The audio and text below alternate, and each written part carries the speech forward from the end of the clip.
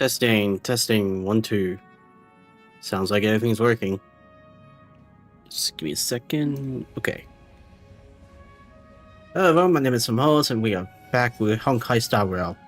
Today I'm going to be starting the 3.2 storyline, which mainly involves Alexa and Castris. Who, by the way, I actually got Castris. Probably should have shown it here, but whatever. Go characters. Right, where's Castris?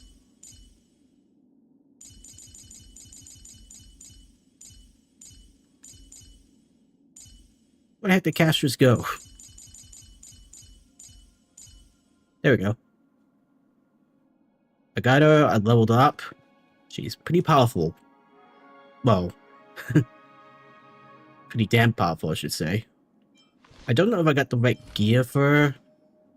Maybe because, there's now a lot of remembrance light cones. But all the traces are leveled up. And so are her relics.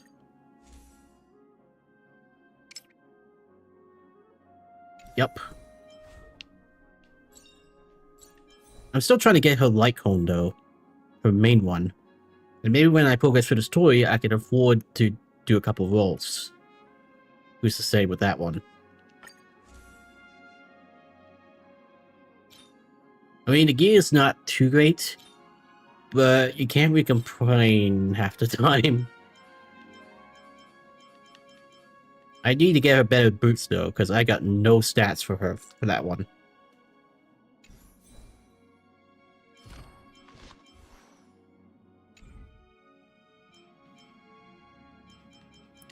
Right, so we better get started with the story, and to do that, I need to leave the train. Why not?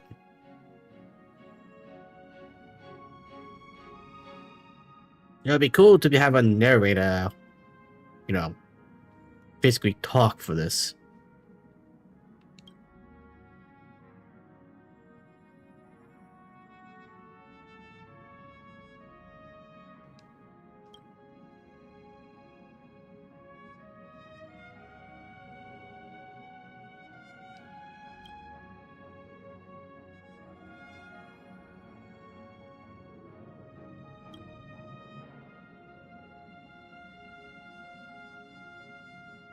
Yep, Trian's dead. And he became king of Primrose and locked himself away to fight an endless battle.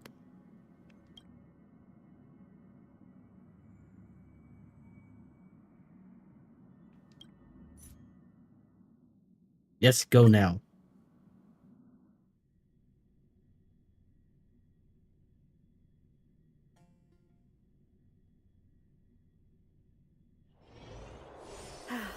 Need something? If not...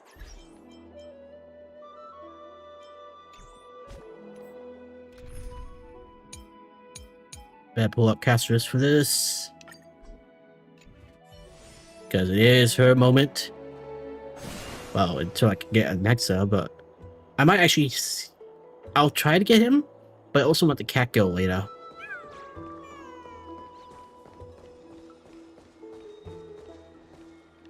Wait.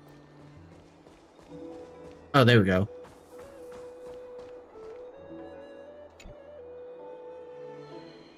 Trivial's memory has unveiled the very first prophecy.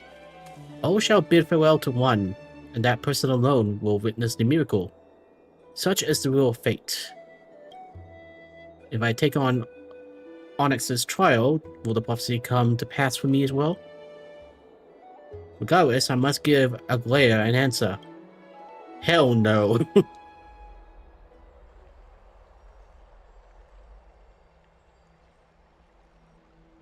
Ah, it's you, Cass. I finished the anthology of poems you lent me. Here it is. I thought you'd be too preoccupied to find time for reading.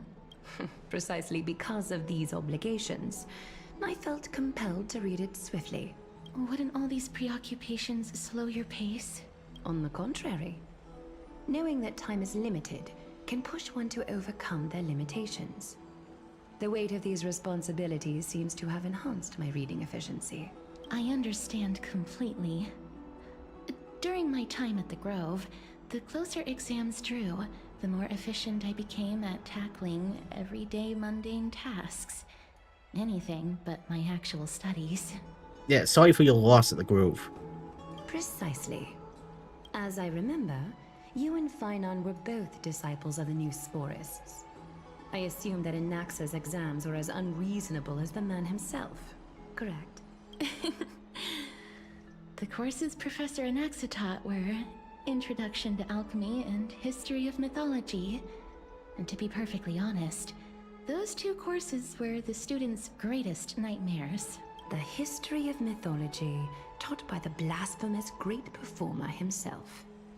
I can imagine their fear. Now that I think about it, students would often rush to the podium during class to challenge him on those blasphemous ideas. May I ask, Lady Aglaya, has your relationship with Professor Anaxa always been like this? He openly dismisses people's faith and questions the very justification of the Flame Chase journey. Our positions have been destined to be at odds. While you were studying there, I assume you must have heard of his nickname. A Dromus draped in finery? As I see it, this nickname is more of an insult to the Dromas. Despite his insufferable arrogance, I do hold a certain respect for his nature as a scholar. To remain true to his principles, he is unafraid to stand opposed to the world, and that requires considerable resolve. Anaxagoras' life is almost like a satire. As a Chrysos heir, he refuses to heed the prophecy, while he disrespects the gods. The gods have chosen him. He was indeed chosen by Circes. Is something weighing on you, Cass? The golden thread is quivering. I sense there's more to this exchange than idle chatter. With all due respect, I'd like to know what you plan to do with him. Execute him for heresy. In light of his assistance in the battle against the Flame Reaver, I am willing to grant him some time to find a way to remove the core flame. However, if Anaxa decides to make any move that places us in danger, I will not hesitate to take extreme measures. Just as I feared. The Flame Chase journey is the destined path for the Chrysos heirs. Yet he now seems more like an empty shell. Given his strong sense of self-respect, I trust that Anaxagoras will make the right decision. Yeah, it's hard to tell the Flame Chase journey is meant to be a good one. Because... look, I hate politics as much as anyone else. Because most of the time, they're corrupt. But when you have, like, a prophecy like this, that requires chosen ones to show up, that also sounds very suspicious. Because what made that prophecy in the first place? Well, I mean, Trianne kind of told everyone the first time, but who told Trianne? Who could say? I don't know if I exactly trust both paths, but... well, I don't know. It sounds like the Flame Chase journey is about finding chosen ones to sacrifice themselves for some type of event to happen. Doesn't sound very positive, does it? Who knows? Maybe I'm just overthinking it. Still, I can't help but hope for another possibility. I mean, we still don't even know why the world is being consumed in a way. Perhaps Anaxa will also overcome his limitations, now that he knows time is limited. I understand your stance. Let's continue this discussion another time. Yeah, it's court hearing. But now, let's greet our guest. You're here. I'm here. Does this mean you're ready to take on Orynyx's trial? Sure, why not? We are ready. Remember me. It seems that this sacred beast is just as indispensable, given their intricate ties to the Titan. Memmy mem, memmy mem mem mem mem, memmy mem memmy mem. I thought you were a bunny. Surrendering the core flame is a Chrysos heir's duty. Your selfless assistance is deeply appreciated. But you don't even look like a dog. However, I urge you to carefully consider the risks of accepting the trial. Becoming a demigod means forsaking your humanity. You will inherit Orynyx's divinity and bear the time of Amphorius, all on your own. I'm already suited. I mean, Stelle already has space cancer. From that point onward, your fate will be forever intertwined with ours, never to be separated again, until the end of Genesis. Are you trying to talk me out of it? Is that plan B? It's exceedingly rare to find a capable Chrysos heir. If this path proves unattainable, I am willing to lower my expectations. What do you mean by that? You need a freaking core frame user, don't you? What, you just gonna give up on one and just get the others? There are still many priests of Yanissopolis and their descendants in the city. If I'm left with no other option, I'll try to find someone worthy among them. Now, I'm so kind of surprised Tribute isn't Onyx's core frame user. It's like a shot in the dark. If I do not descend into hell, who will? Mem worry. Memmy, memmy, mem. Memmy, mem, mem, mem. Memmy, mem, mem, mem. Yeah, positive thinking. Yeah. That's the worst positive thinking I've ever heard, mem. Mem, memmy, mem. Mem, memmy, mem, mem, mem. Hero. Are you just messing with me at this point? Memmy, mem, mem. Mem, mem, mem, mem, mem, mem. Memmy, mem, mem, mem, mem, mem. Mem, mem, memmy, mem, mem. Mem, memmy, mem, mem, mem, mem, mem, mem. Mem, mem, mem. Memmy, mem, mem, mem, mem. It looks like you know that Titan rather well. Memmy, mem, mem. Memmy, mem, mem, mem. Memmy, mem, mem, mem, mem. Mem, memmy, mem, mem, mem, memmy, mem, mem, mem. How are we even translating this? Because it seems like everyone's able to read her memes. Memories that exist outside of your own experiences. I can't explain why, but I can vouch for Mem's words. When I was in the abyss, I heard the Titan's groans, full of pain and grievances, yet without any ill will. Wish you all have to make the right call. Since you've made your decision, go back to the bath chamber and get some rest. Trinem will call for you when the ceremony is ready. It is difficult for me, as the guide, to absolve myself from blame for things to have progressed to this point. Time and again, you have risen to the occasion for Akima. Nearly rewarding you with some honeydew is no longer able to express the extent of our gratitude. When the dust settles, I hope that we'll have the chance to have a long chat regarding your return journey and the curse of the sky. It's about time that we lift the taboo and discuss things openly. Oh. Okay.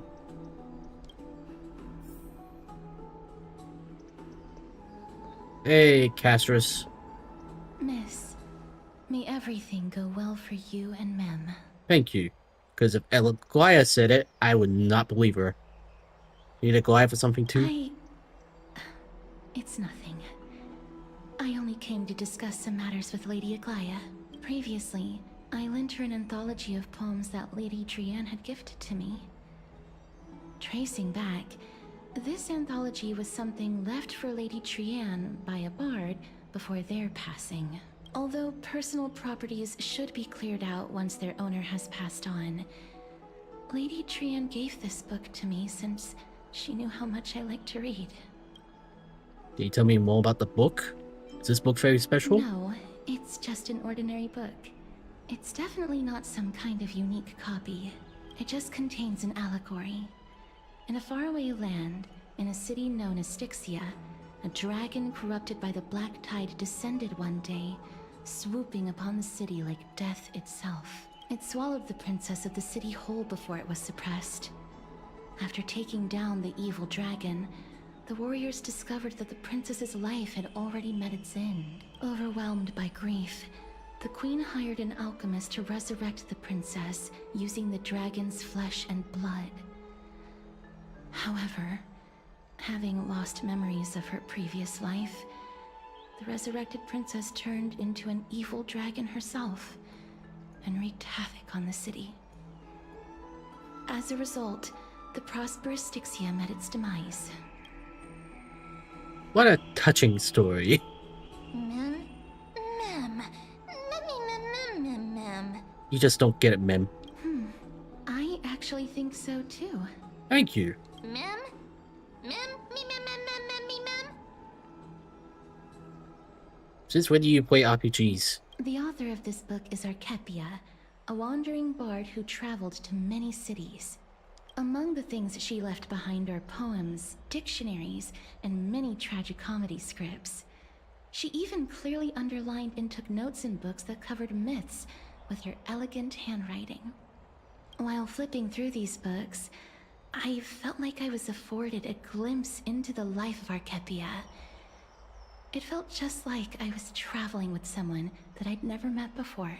It was as if she had yet to pass on and was still alive. No one goes through life without leaving their mark behind. She probably did not think much of it while she was writing. That's right. Writing, drawing, and taking photographs. It seems like human nature to try and leave records of things. Speaking of taking photographs, when I was helping you to take the photo previously, I did not look through the photos in your photo stone out of courtesy. But I'm also very curious about the story of the Rosy Celestial Maiden. The Rosy Celestial what? Oh, you mean March. I mean, I could show you. As long as you don't get a Goliath to put me on a trial again. Despite having visited many cities in Amphorius, I still understand nothing about the world beyond the sky. If there is an opportunity, forget it. Let's talk about this in the future. Yeah, I can show you photos now. I only hope that you'll be able to complete the trial safely and obtain Orynyx's blessing. I can show you the photo. May you complete the trial safely. Ah.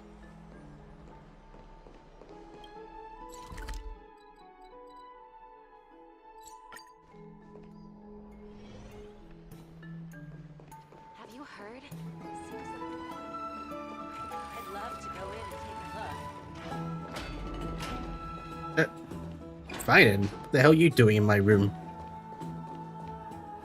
Fine on, I mean. Since it's assembly? That's right. Oh, partner, you're back just in time. This is something that the both of you should probably know. I say Dan Heng is still muted. More trouble. I wouldn't call it trouble. I just think it will be favorable if the both of you understand the situation in Akima better. Do you remember the Council of Elders that were on our heels previously? It seems like they made them move. Some background information for you. The Council of Elders is an authoritative body in Amphorius, made up of different city representatives. They hold legislative power over the Holy City, and are in charge of presiding over the Citizens' Assembly held once every few years. This is the most important social event of Akima. It is highly influential, and can even affect what happens to the Flame Chase journey. So what's the plan? We take down the council? Overthrow a corrupt council? Despite her vision and wisdom that spans across thousands of years, even she cannot win over the hearts of everyone. Well, not her personality. Perhaps we should retake some exams next time we visit Paperfold University. Every 5 to 10 years, the Council of Elders organizes a Citizens' Assembly at Dawncloud. During the assembly, the representatives will vote on major issues, such as whether the Chrysos heirs led by Aglaia should still hold the right to govern the Holy City, and whether the Titan's conquest should continue. I mean, I wouldn't vote for her. It sounds like some sort of system to balance the heroes and the mortals. That is correct. However, The problem lies in the fact that there are ill-intentioned extremists in the Council of Elders. They view the Citizens' Assembly as a way to restrain the Chrysos heirs and hope to take complete control over the flame-chase journey. Of course. We can refer to them as the opposition. During the assemblies held in the past 100 years, the voices supporting the opposition have been growing stronger in the shadows. It's only thanks to Aglaya that the flame-chase journey has been able to continue to this day. The Citizens' Assembly is just around the corner. But this time, there seems to be a new variable to the situation. Is it Anexa? Is it us? Is it Mim? Me? Interesting train of thought. But the Council of Elders have another target in mind. I'm afraid that the Council of Elders might want to take advantage of Professor Anaxa. Yep, because he's pro-council. At least, that's what it sounds like. 1 second.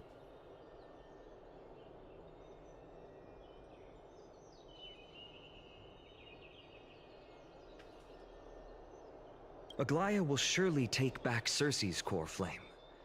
But with Anaxa's current condition, it's so unique that nobody knows how taking the core flame away from him will affect him. Well, I mean, he's already, like, half soulless. He has always been someone that is only concerned about his own research. I'm certain that he must want to escape from the monitoring of the Golden Thread and protect himself. If the opposition were to offer an olive branch at this time... You suspect that he might betray the flame chase journey and defect towards the Council of Elders. Anaxa has never believed in the prophecy, so technically it cannot be considered a betrayal. However, he has taught many Chrysos heirs, and has long been considered an important ally of Akuma. I truly do not wish to see comrades turning on one another. I have a better understanding of the full picture now. Is there anything that we can do? As I believe in his character, I plan to plead with Aglaya and try to buy more time for him. Then, the greatest way in which you can help is for you to know what I am fighting for. You understand. Thank you for being honest with us. Things are powering up again. Sylvan and Mem are tied up with the Onyx's trial while I'm preparing to visit the grove to uncover clues about the road beyond the sky. None of these things seem like they're gonna be easy to deal with. Allow me to apologize for the fact that we always seem to be troubling you. I hope that Oryx will show more benevolence and be more accommodating. I remember that they seemed quite fond of you back in the Abyss. Go and rest and regain your strength. We'll meet at the Vortex in a few days. Oh, right. You can read this scroll if you want to find out more about the Council of Elders and the Citizens' Assembly. Oh god, a wordy scroll.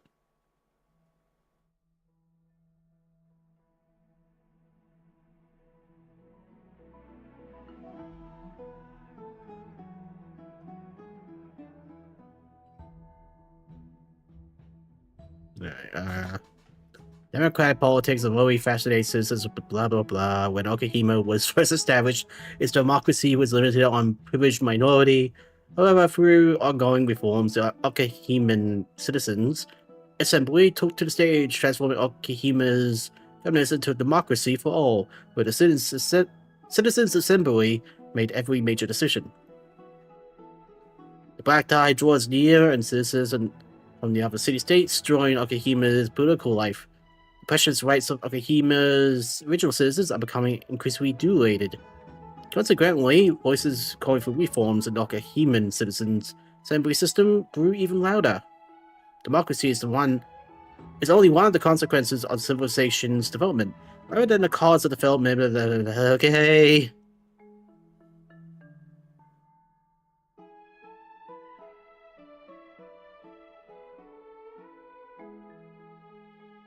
Look, I used to be a big reader, but Genshin, Starwell, they're just so wordy. The elders have once noted that Okahima is a collective of free citizens. Due to this essential power citizens possesses, citizenship qualifications must be strictly regulated to ensure citizens' rights. Oh crap, we have no citizen rights.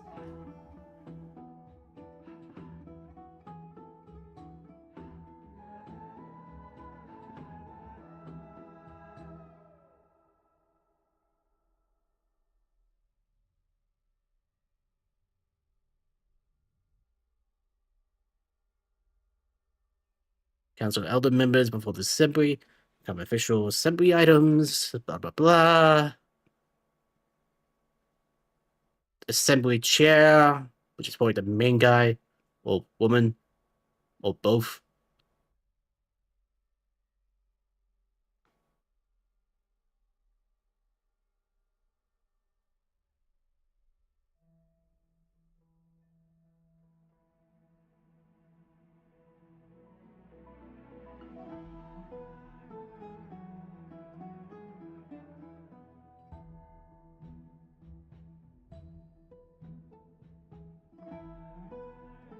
Renowned honorary elder is Lycurgus, an anti-Kefran, a race that was already new extinct before the Crisis War. He has communicated directly with Capel multiple times during the era Chrysia, and passed the wishes of mortals to Capel, showing himself as a true Theos.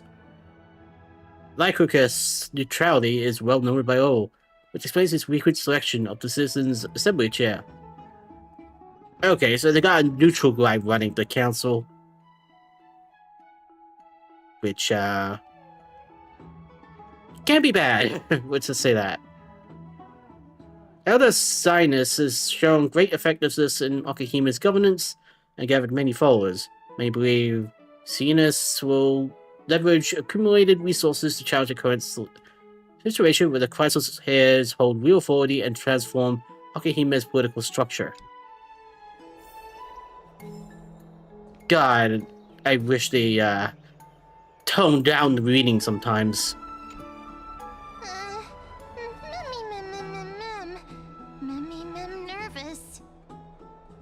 Is that soon? There are still a few more days until then. Don't worry, everything will be fine. I feel like a sitting duck that has been thrown into the deep end. Yes, I agree. Speaking of which, I don't recall seeing any rubber duck toys in the Battle of Okihima. It seems like they only have these seals. Just hope that everything goes well. After all, as someone who has earned the gaze of the Ion, you should be able to overcome the trial of a regional god just fine. Thank you for the photo confidence. We also unknowingly gotten used to sleeping with the midday sun shining brightly above our heads. Get some rest, Sylvan. Perhaps a new phase of our trailblazing expedition in the forest is about to begin.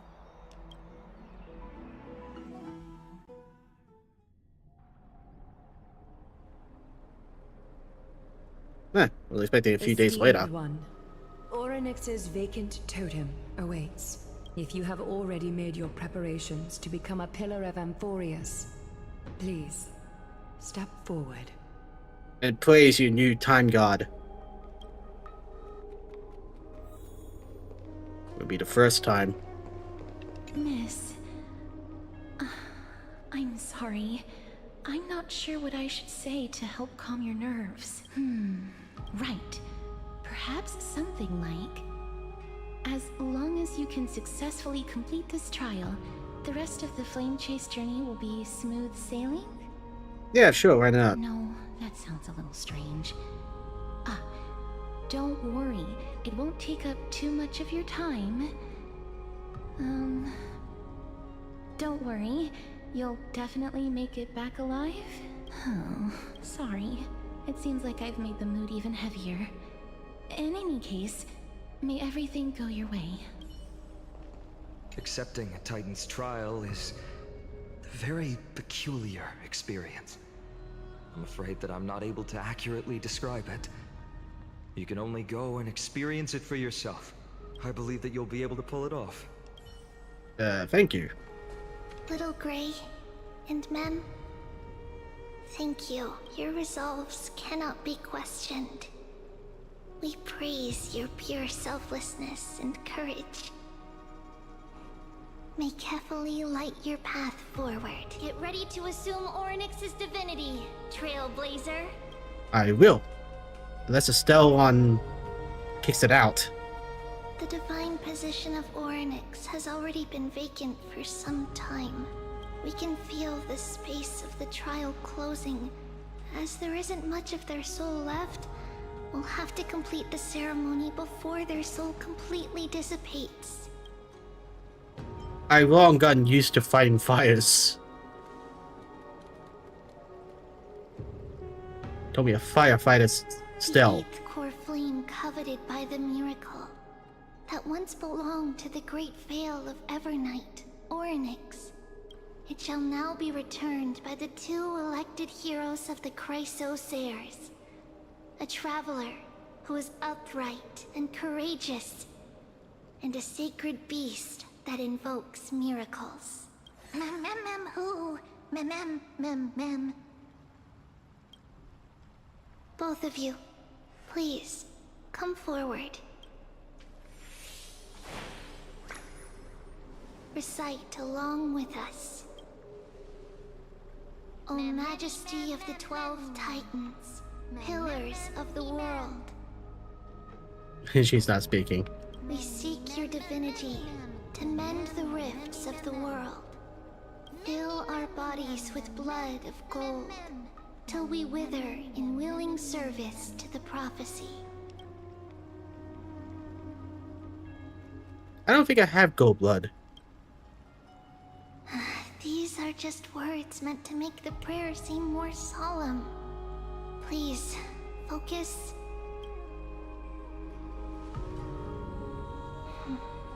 And surrender the core flame. And then she's like, well, run.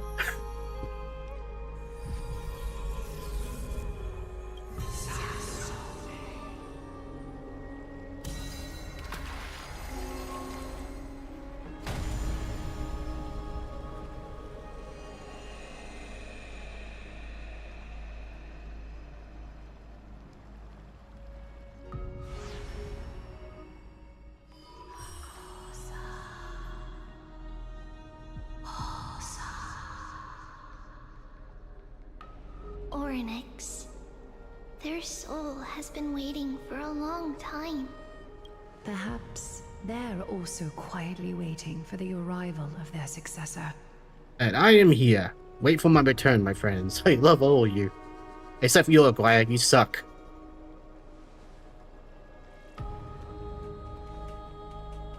That doesn't seem appropriate for the current mood, so let's just leave the farewells for next time.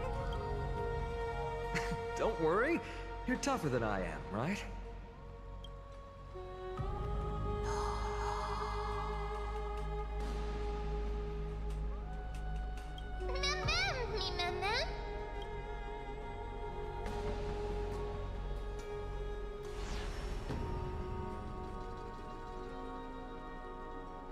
Traveler from beyond the sky, let us pray that the Titan acknowledges your worthiness.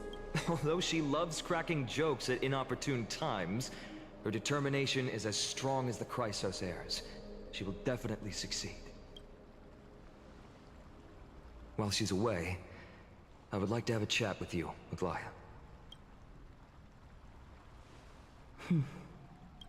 Speak. I'm listening. Yeah, great. Now what?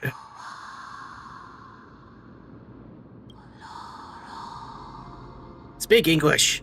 Slap, slap. Wake up.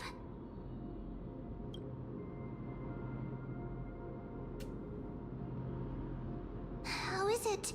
How do you feel? Oh, good. You finally speak English. How are you able to talk? Right? I think that it's amazing too. Testing, testing, 1, 2, 3. Testing, testing, 1, 2, 3. I have such a cute voice. It must be because of all the memories that I collected. They allowed me to grow beyond expectations. Also, listen. The words of the Titan are becoming clearer. Mother, it hurts. Have I finally reached the end? Or the years of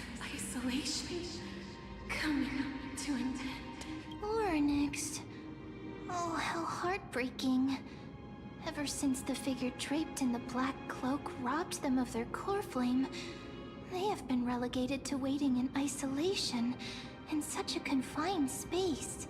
We are going to help alleviate their pain, right? I guess. Memories broken. Mother, where? Mother? Who are they calling out for?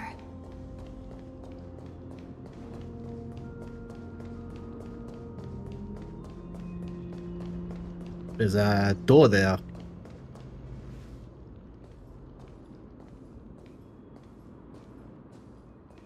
You. It's you. I remember you. That's right. I'm the new demigod of time. Skyfather has gazed upon you. Mother is calling for you. Does Sky Father refer to Flui? Or Flui? Blah.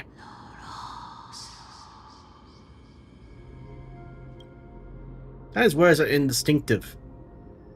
Each syllable emerging from the mist seems to be cloaked in frost, symbolizing memory.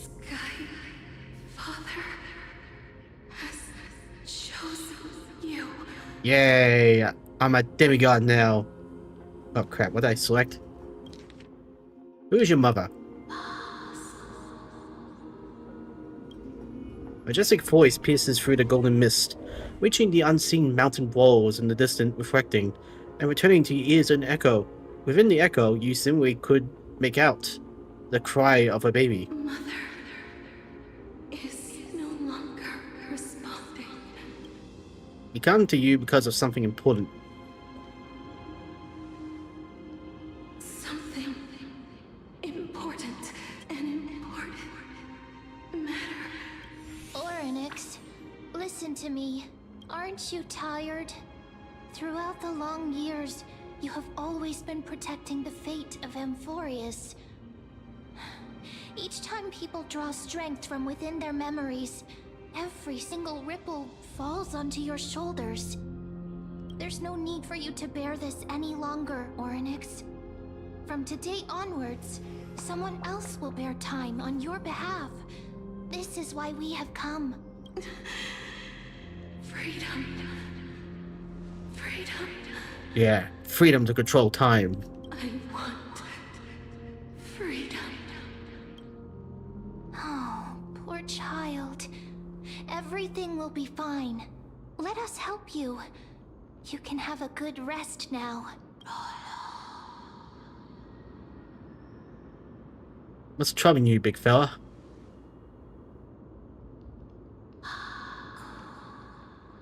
You have potential, strength, willpower, powerful, and tenacious. But you lack something. Damn it! What am I lacking? A pure heart? Just one thing. Lacking something. What is it? Bet it's pure heart, isn't it? Look, I'm best friends with Clocky. That should be proof that I'm the wielder of time. What you lack is a future. Okay, ouch. I don't have a future. That's why I live in the moment. Future? Traveler from the sky. You should have dissipated already. Ah, don't say that. The gaze from Skyfather. Stabilize your form. Because from the moment you cross the sky, your life was cast away. Right now, you are simply a collection of walking memories. What you're saying is this place isn't real. What? How is that possible? Do you mean that I'm already dead? Oh crap, I gotta tell Don Hung. We're in hell. We're in living hell.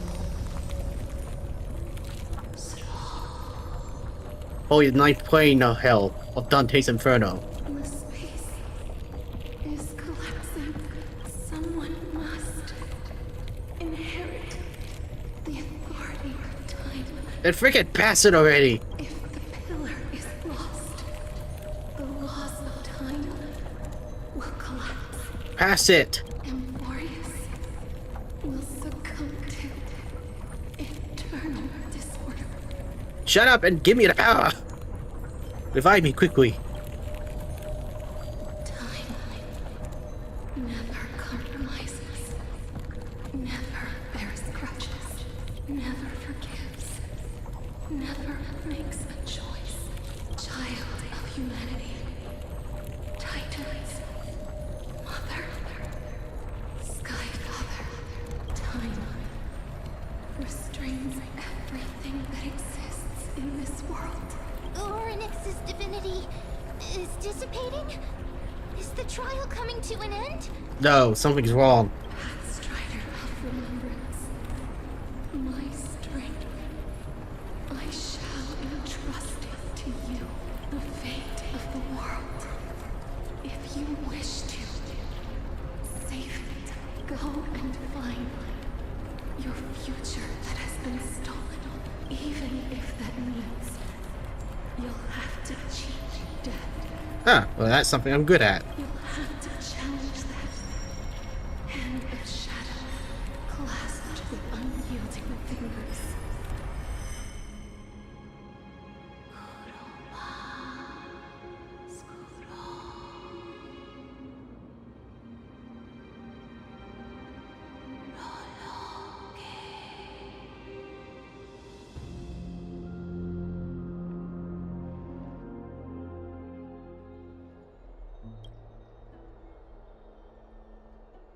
You're finally awake. I'll keep it simple. You succeeded. Onyx has entrusted you with their divinity. Now you're no different from a demigod of a voice. However, Mem has told me about what happened during the trial. They're still explaining things to the others and told me to bring you back to your room to rest first. Don't sigh, Dunhang. So what's my superpower? For you to be able to say that even now, it's really impressive. There's something that I never told you. When we landed on Euphorius, our car was pierced by the Licador's lance. Do you remember?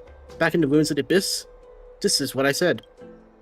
You passed out when our car got hit. I blacked out too, but not before dragging you out. It's a good thing we were in the car or we would have been crushed to pieces.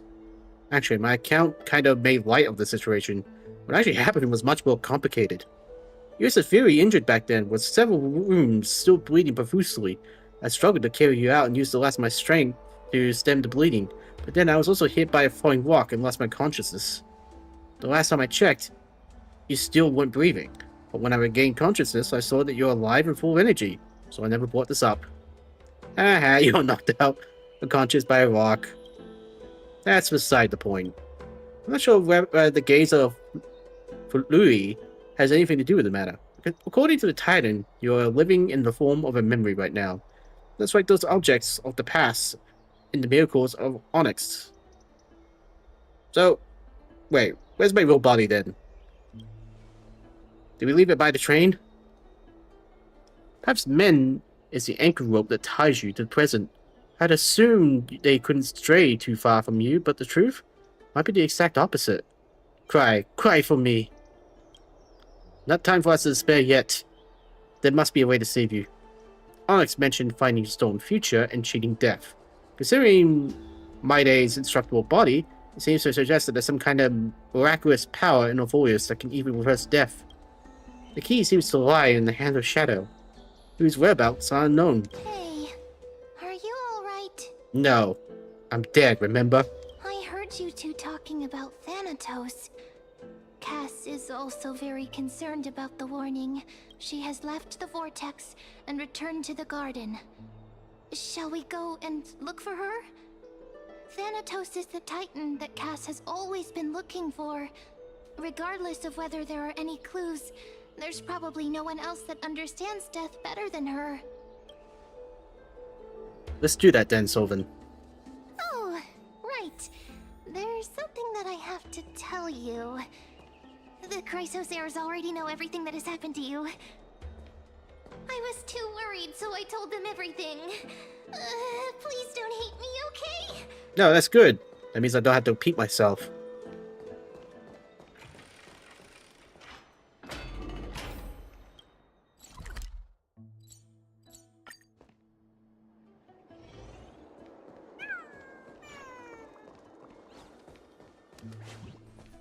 Miss, I'm right here. Where? Please stay there and slowly turn around.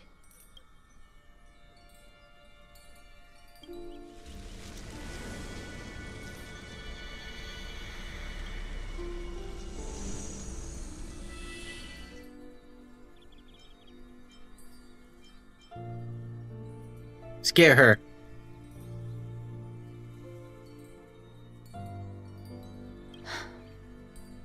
Please pardon me.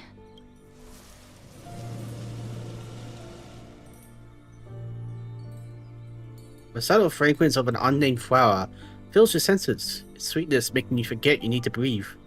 You realize you are still alive. No, to be more precise, your death was not thorough. The coldness of the initial touch disperses as quickly as it came, and replacing it is a touch of fingertips and a tremble born of trepidation that originated from a certain lanky arm. Her quivering finger gently brushed against your cheek, causing a faint tickle. Just as I expected. I cannot feel anything. 1 second.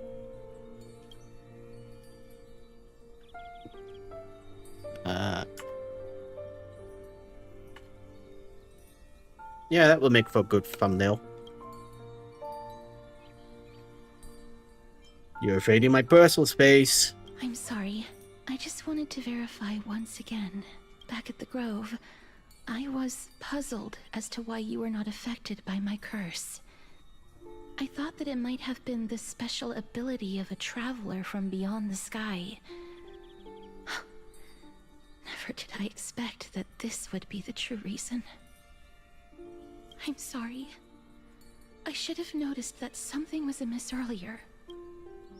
Miss, if my abrupt behavior just now offended you, I hope that you can forgive me. Not at all. I'm just thinking, if your soul has really left your body, as a mortician, I might be able to trace where it has gone to. That's convenient. Cass, did you find anything? My apologies. Not as of yet. Perhaps I have overestimated my capabilities. But, Miss, would you be willing to let me try again? This time, I'll increase the area of contact slightly. Perhaps the result might be different this time. There's no harm in trying again. I have never touched the living in this way before. If my actions are in any way disrespectful, I hope that you can forgive me. Okay, but can we go to the bedroom for this? Ashes once again places her palm on your face. Her shivers calm somewhat this time.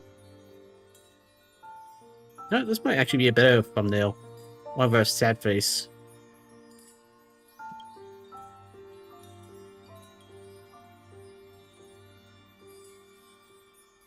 There we go.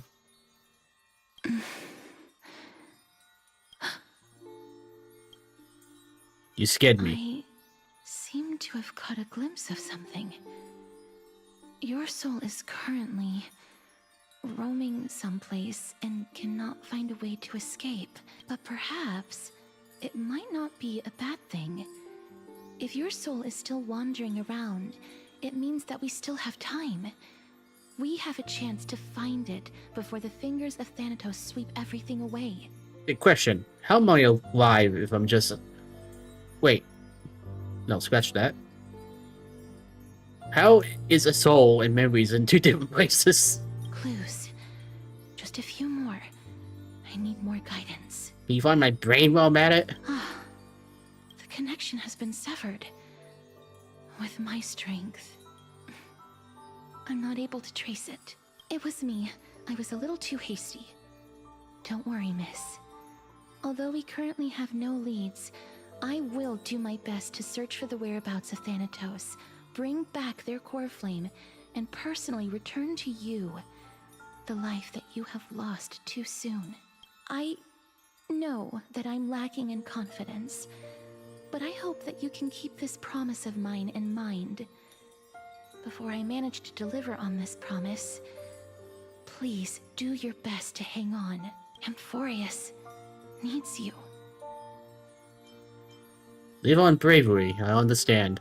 Lady Aglaia and Lord Finon are currently discussing some matters in the paths. They're worried about you too. If possible, please go there and let them know that you're well. Although, I don't actually know whether your current situation can be described as well. Also, please accept this Styxian fable. Reading can help one to focus and relax. I hope that reading this can help tide you through this difficult period. Species are disappearing. Okay. Lady Aglaia and Lord Finon are currently discussing some matters in the paths. They're worried about you too.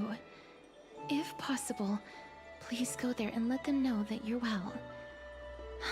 Although, I don't actually know whether your current situation can be described as well. Will do.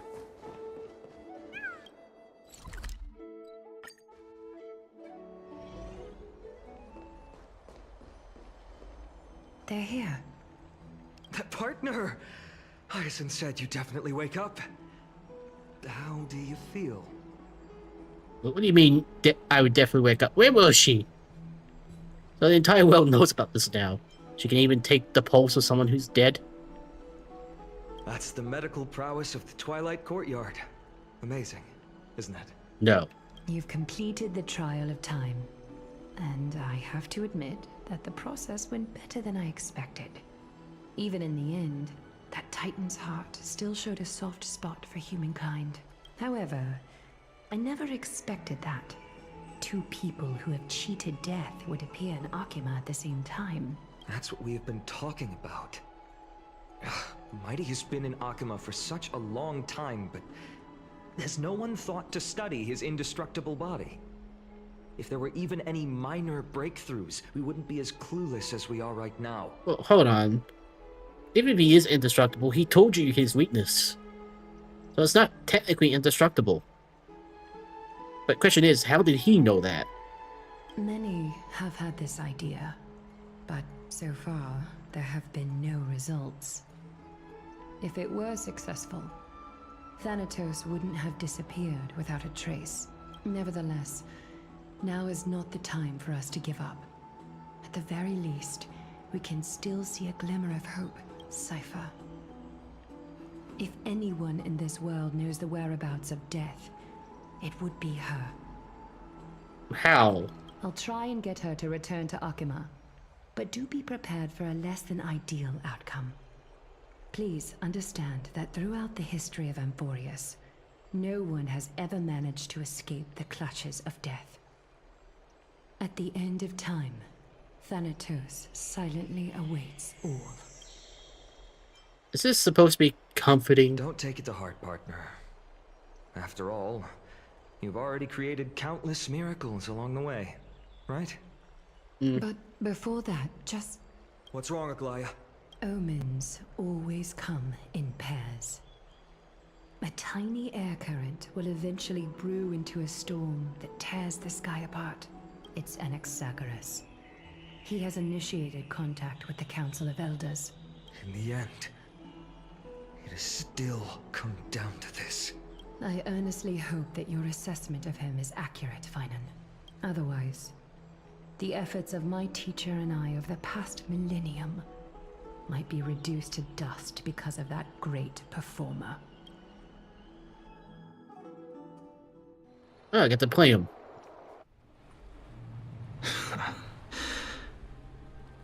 I'm back here again. I remember this dream. This realm is covered in a silk-like fog, and the land is barren and harsh. The crowd of travelers leaves tracks everywhere. Hey! Excuse me! What is this place? Where in Amphorius are we? The mutters of the traveler are in a language I'm unable to comprehend. Or perhaps they're just distracted and ignored my question. Tell me, which Titan reigns over this land? And how do I find them? Hand of Shadow. Hand of Shadow Thanatos. Could this possibly be the Netherrealm? Not Netherrealm. Then where is this? River of Souls? The outskirts of the Netherrealm? Are you heading downstream toward the Netherrealm? The Netherrealm. Nothing but an illusion. Titan rejects you. Me. Listen. What? The traveler lifts their wrinkled fingers and remains silent. I look in the direction they are pointing and listen closely. There. A massive shadow brought the sound of rushing tides. The sound of tides. I can hear it. I hear it, deep within the tides. Beyond the closed gates of the void world. A voice, about to recount something. Child of humanity, is it death's embrace you yearn for with such urgency? God damn it, I was having the most peaceful dream. Oh, you have awoken. Welcome back to the mortal realm. Your consciousness is dissipating much faster than I expected. Ultimately, it seems like the Titan's core flame is incompatible with a mortal body. How much longer can my consciousness remain in the mortal realm? In my estimation, at best, you'll see 15 more entry hours. 15 days and nights. What is it? Are you finally starting to become attached to the mortal world now? On the contrary, 15 days feels a little too long for solving a singular problem. Stop giggling. It's time for us to go. The messenger from the Council of Elders is almost here. Let me ask you one more question. Are you really planning to betray Aglaya's will? What betrayal is there to speak of when I was never loyal to her to begin with? What about that white-haired student of yours? Acting so recklessly, do you not care about what might happen to him? There will be a price to pay for blind faith. This is also a lesson for Finan. You truly are a strict teacher. Of course. This is how I've always been.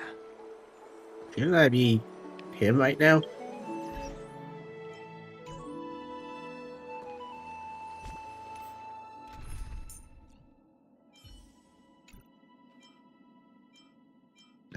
Let's just replace Tribby for now. Looks like it's not a bad time.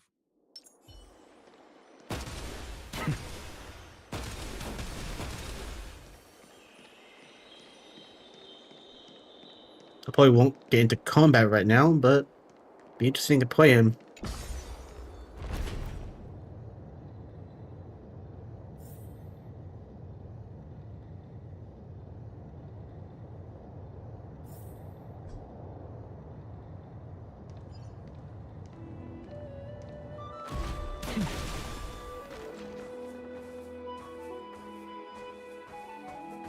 Sorry Hello. to keep you waiting, Lord Anaxagoras.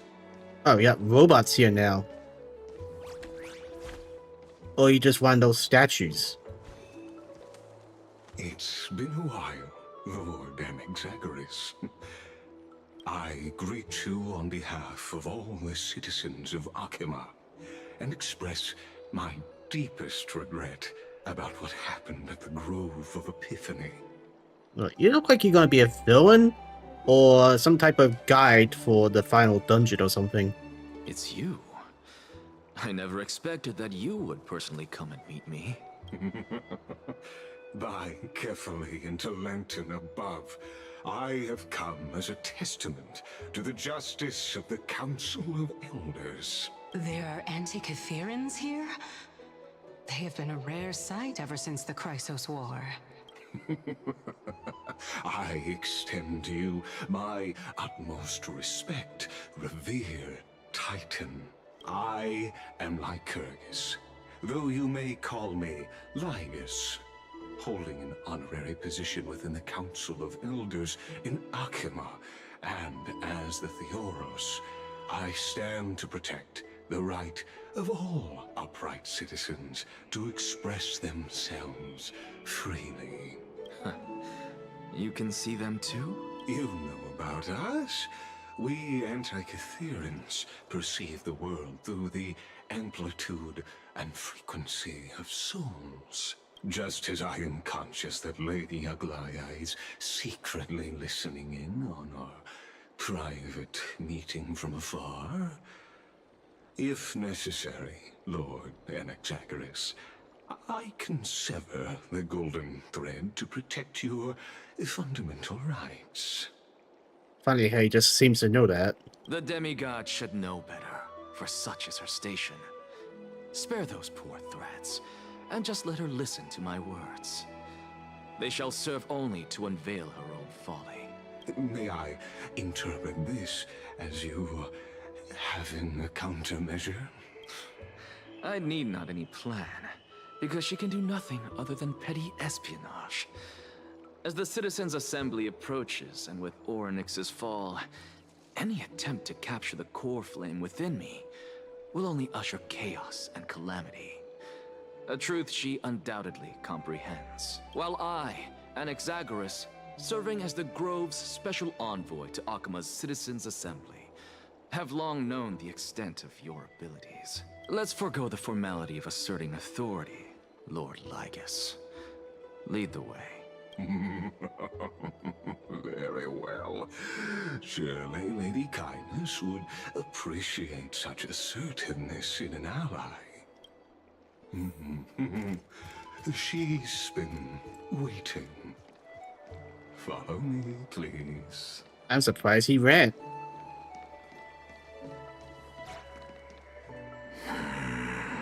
Cremonians?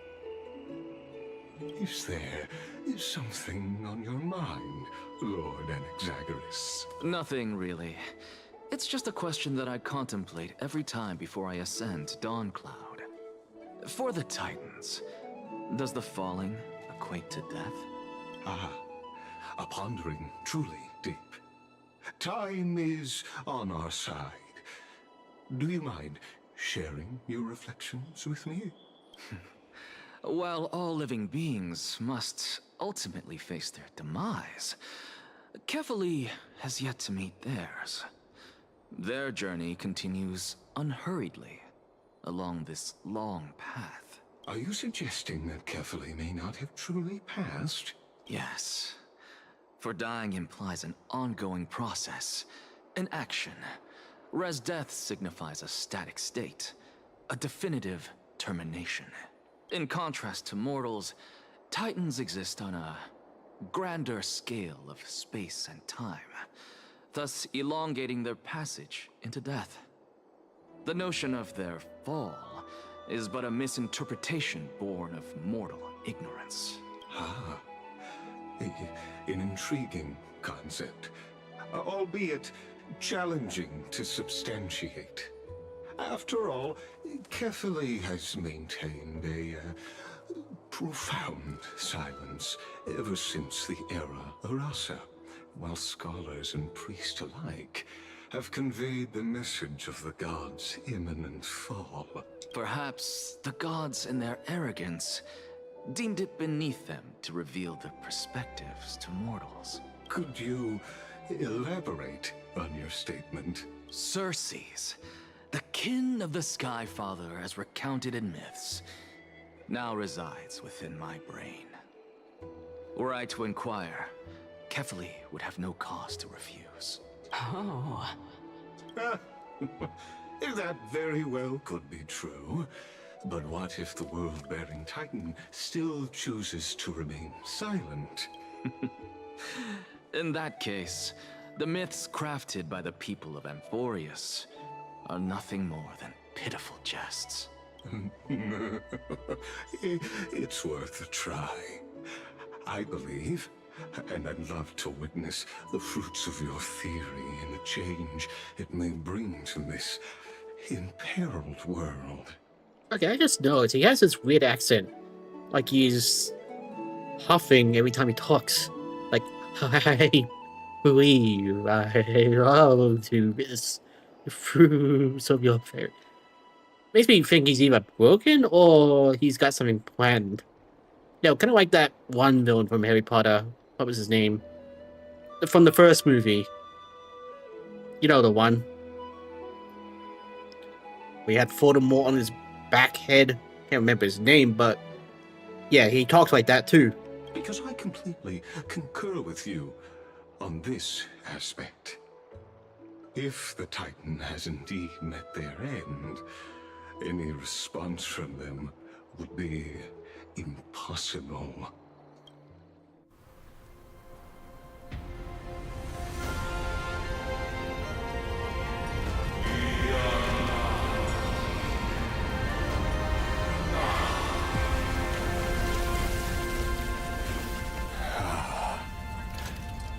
Please, Professor. That seems disturbing. The children of humanity have indeed created a spectacle. Welcome to Dawn Cloud.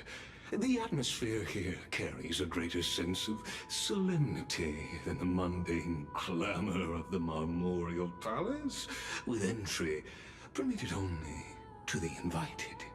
Only esteemed beings grace this place, and among them I've received priests, scholars, warriors, and now we even have the honor to be in the presence of a Titan. Oh, what a joyous occasion. Once deemed a blasphemer, now a surrogate for revered divinity. The honor should rightfully be mine, shouldn't it? I'll notify Kindness and the others of your arrival. Kindly wait for a moment. A soldier will be here to guide you shortly. In the meanwhile, you're welcome to explore the vicinity, but kindly remain within the guard's view. Delaying the crucial meeting is something none of us wish to see, I presume. You can tell this place is probably going to be a dungeon in itself. I'm well aware of Kindness's methods. There's no need to emphasize that. As you wish. Your cooperation is much appreciated. Alas, I had hoped for a brilliant plan from you, but it turns out you just left one cage to enter another. Save your concerns.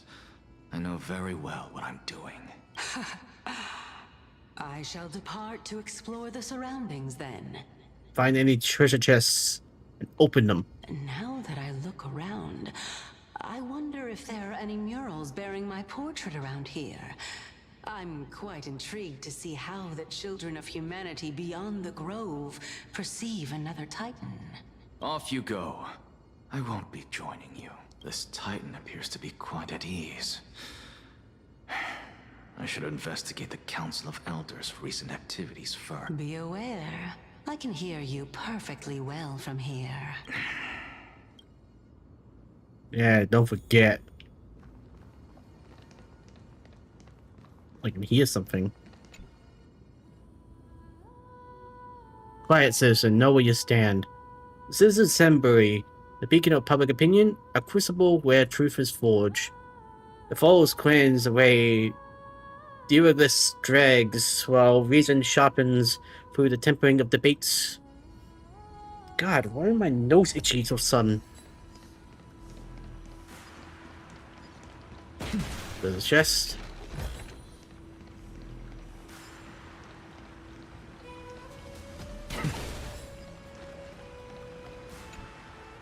The golden liquid within the holy candle flows steadily, as if measuring the very passage of time.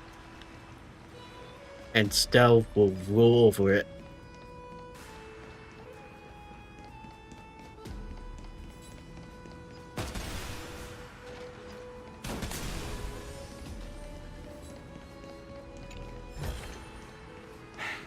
I suppose I can just ignore this.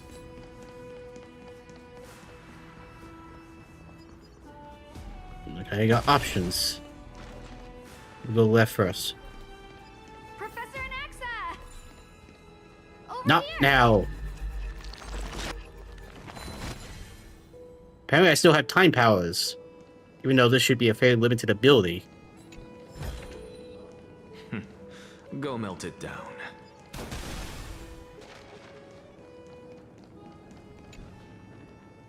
Phew, Dawn Cloud. Such a complex place.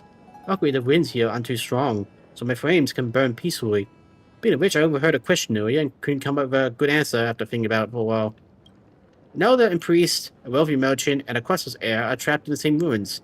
They all want to get out alive, so they all want to give orders to others. The elder says they represent the people. The priest says they represent the titans. The merchant claims they have a lot of balance coins in the city. The Questless heir is mighty and strong. So who among these four will most likely have the final say? Questless heir. Yeah, so in times of crisis, we should trust the strongest person, right? Sounds reasonable. Being Questless heir is just a physical trait. What if the person is all blonde and no brains? Do they really lead everyone to safety? What a complicated question. I'll stop bothering you. Now, let my mind burn for a little while longer.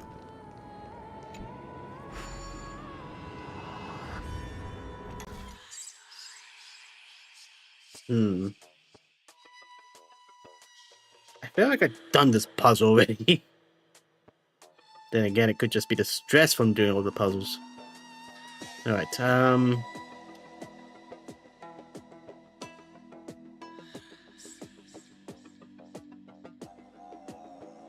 wait, I have done this before. What the hell?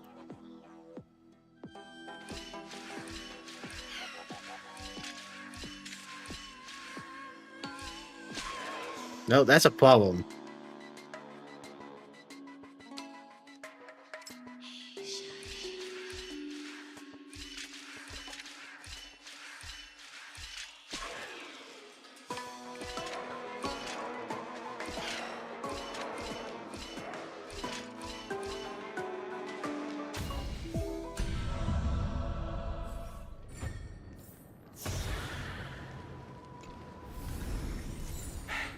I suppose I can just ignore this.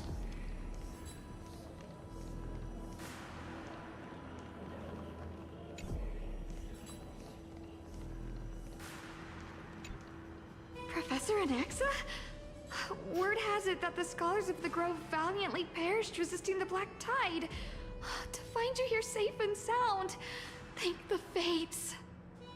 You could say it's the Fates toying with us. It's only the Kremnoans and Idonians who chase glory through death. But your survival is a victory in itself. I'd settle for that gladly. So, are you here to report the incident to the Council? I heard that after the Black Tide devoured the Grove, Akuma would be next in line.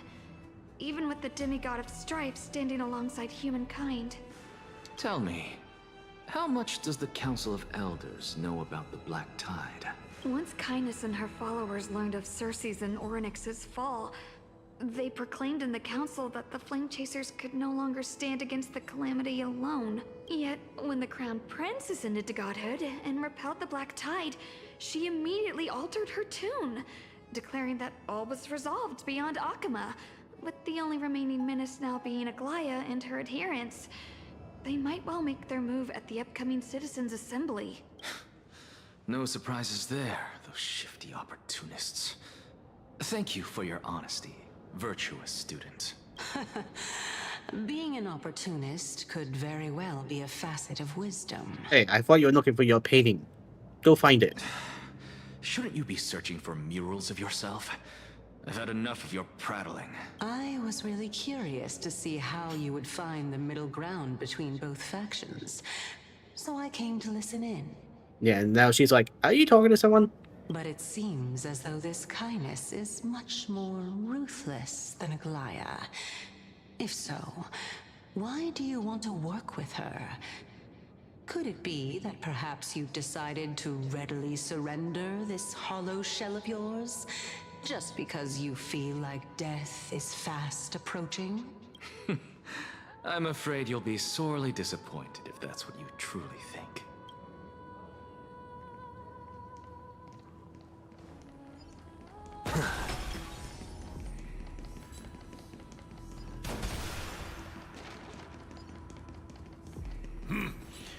Even blasphemous scholars can come here, it seems. Indeed we can. Looks like my presence here is quite unwelcome. Yeah, well, screw you.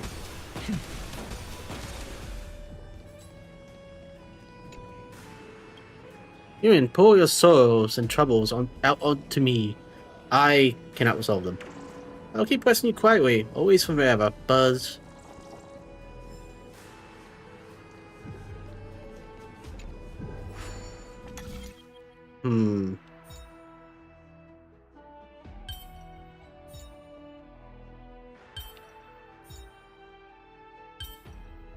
No, that's the wrong one.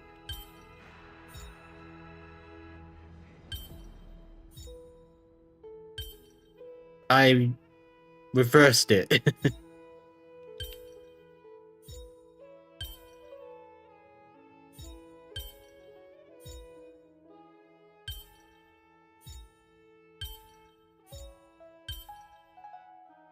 Oh, that's still broken.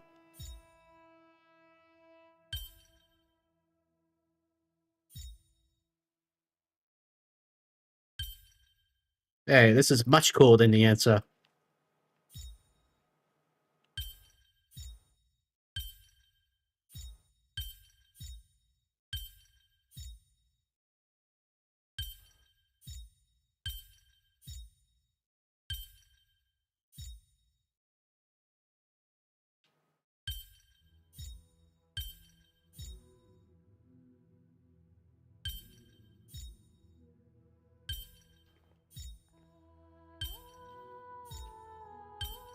Right, reset.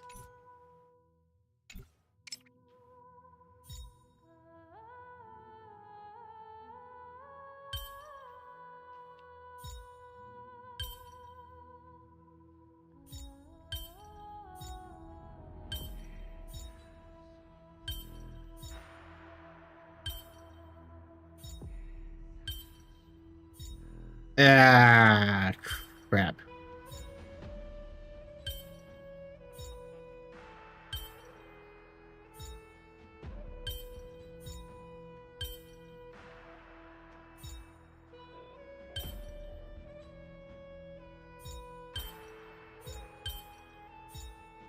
I like I had it then until it didn't.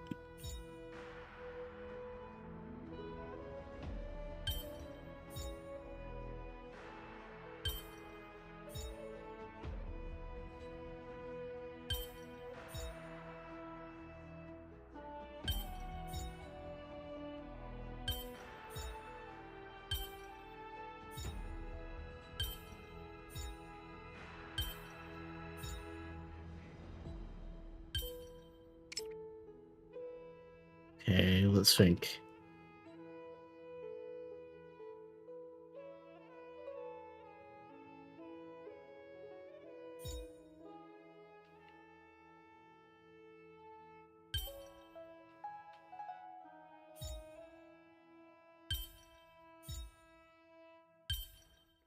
Here we go. Got it.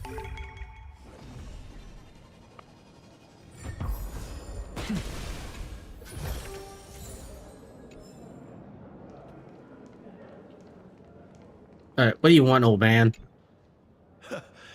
Anaxagoras, I thought that you had died to the Black Tide, just like the other scholars. As Kephales's priest, are you not aware of the decorum of respecting the dead? Surely you jest.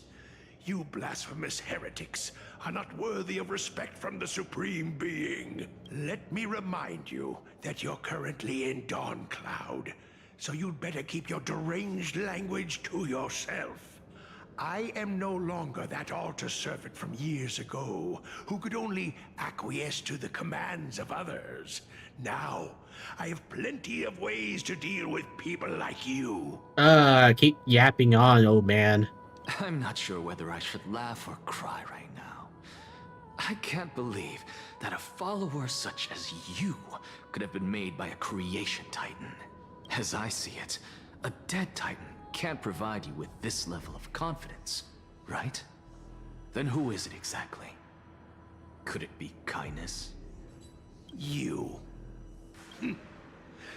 Seeing how fond of you Elder Kindness is, I shall let that slide for now. Leave immediately, and don't impede us from receiving the Supreme Being's blessings. Ah, shut up. Seeing as we were able to hear of this matter from the mouths of others, it seems that kindness is indeed quite sincere toward us. Perhaps this affair will proceed smoother than I had anticipated. Oh my, what a thrilling confrontation. As expected of one of Kephales's followers. Are you praising or insulting him? Praising him, of course. As a believer of the god of deliverance, it is only natural that he detests evil. Didn't you hear me? I asked you to leave. Go as far away from here as possible. Don't mutter to yourself like some sort of madman and disturb my meditation. Again, shut up. Not important. You deserve to be mopping floors. I've had enough of this. Could the 15th entry hour arrive any faster?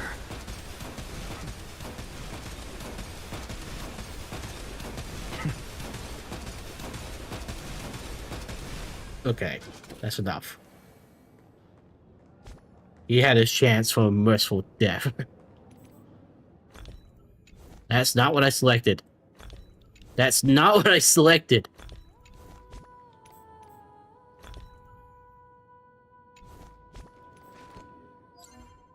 God damn. The menu is gonna be so finicky.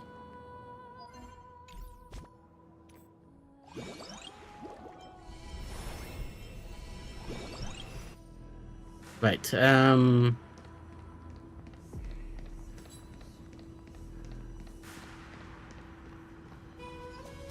Oh, my. Could it be that the great tree painted in this mural is actually depicting me? I don't know about that. Every plant, every tendril, no, even every leaf could be the embodiment of Circe's. As a result, mere mortals who did not know what the Titan actually looked like chose to paint them as a giant tree instead. Their wisdom was portrayed as fruit, to symbolize how they shared their knowledge equally among the masses. Such exquisiteness indeed. This mural is quite abstract. I really can't tell whether you are praising or demeaning yourself. Now I'm quite curious whether the Reason Titan has studied figures of speech before. Of course I find such stylistic devices interesting. For all we know, this could be the answer to the question, what exactly are we? I, for one, am not willing to admit that I could look this ugly. Was this the reason why you failed in your attempt to refine my soul when you were ambushed at the Grove? Since you are aware of this, why did you save me back then? From my perspective, this point alone was enough to separate you from the average person. How do two lunatics coexist in the same brain? Therefore, it seems that your journey to Dawn Cloud this time is not just to seek protection, What, then, is the intention behind your actions? The entire plan is stored in my memory. So why don't you look there? Then don't mind if I do. 1 year old? 2 years old? Oh my. Even a member of the preeminent Seven Sages must hug his droma stall to sleep? How interesting. That's enough. How unusual. Your soul is actually trembling. This must mean that behind this toy hides a secret that nobody knows, right? Since our days are both numbered, I don't mind telling you more about it. This is a present that my sister gave to me. It's a doll that was made to look like our family pet. So there are other members in your family, eh? Are they also living in Akama? No, that boy all dead. Don't you just love to pick through my brain? Go on, continue flipping through my memories. It won't take long. You'll discover the answer when you reach the memories of when I was 5. Oh, the black tide is everywhere. I can't bear to look. When I was young, I couldn't accept this outcome either. Georios, Aquila, Kefali, and you, of course. Although I prayed to every titan that I could think of for help, my efforts were ultimately futile. This...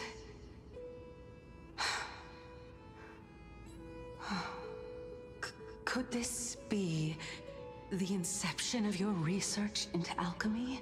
Indeed it was. Everything started from that verdant courtyard of yours. When I was pursuing my education there, I naturally also came to learn of the Thesis' theory as well.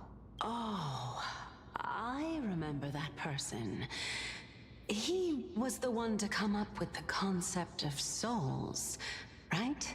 Not only that, he also believed that life, as well as the composition, movement, and transformation of matter, all stem from souls themselves. This is why I thought that, since all living things stemmed from the same origin, why could I not sacrifice myself in order to resurrect my nearest and dearest? Anaxa? You... I did it, teacher! But this is absolute blasphemy. Regardless of how much freedom the Grove provides, such an act could cause you to be burned at the pyre. Your beloved, where is she now? Send her away from the Grove at once, to a place where nobody will ever be able to find her. Otherwise, the both of us will be judged by the Council of the Seven Sages. Calm down, teacher. My sister, she's still not in the mortal realm. Even to this day. What do you mean? It was naive of me to think that I could snatch the deceased from Thanatos' grip by merely sacrificing one eye. Equivalent exchange. All I received for that price was but an opportunity to see her for one final time. Nothing more.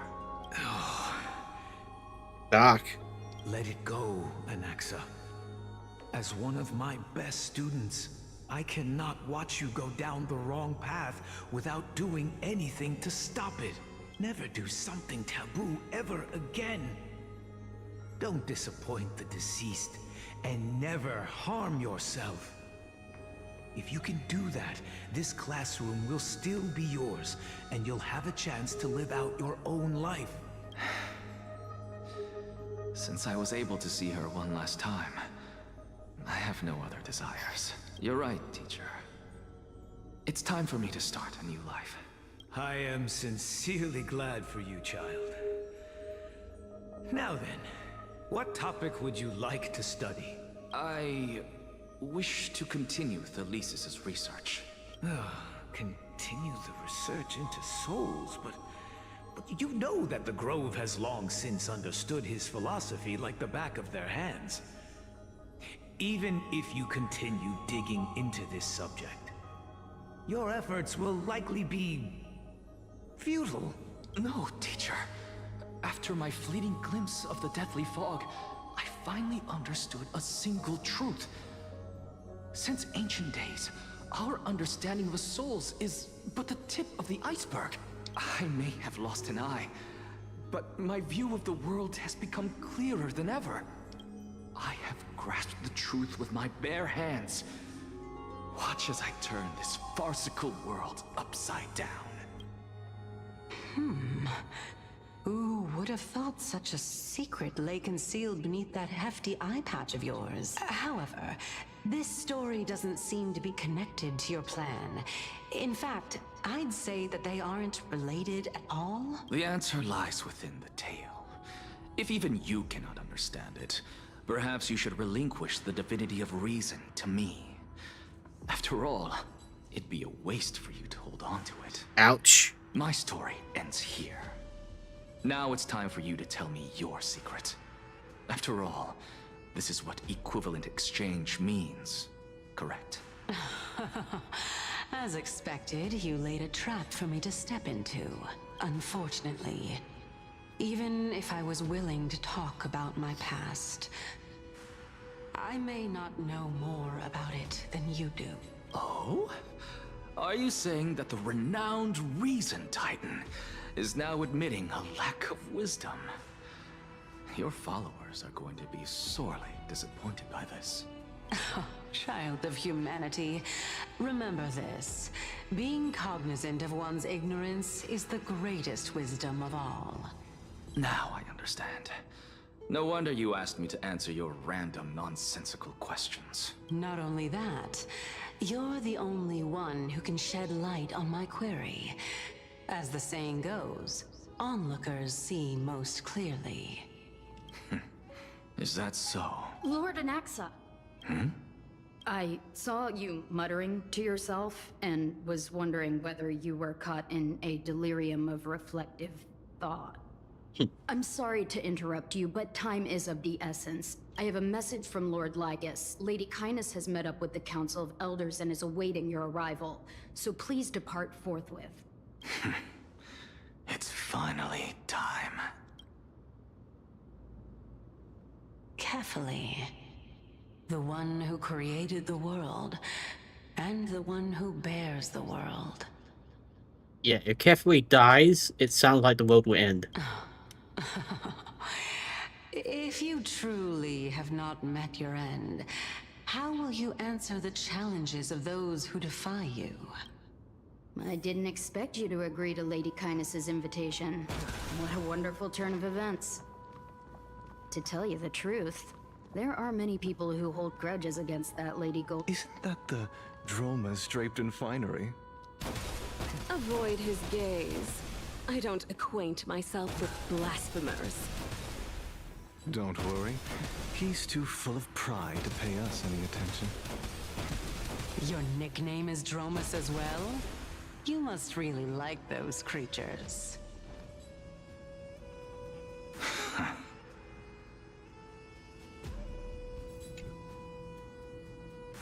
Here the road-bearing Skyfather spilled the golden blood into the mortal lake. The golden blood flows down the spring waters as dawn rises with the mist. No wonder no words ever break the solemn silence, and the volcano's heart beats no more. Yeah, very pretty place.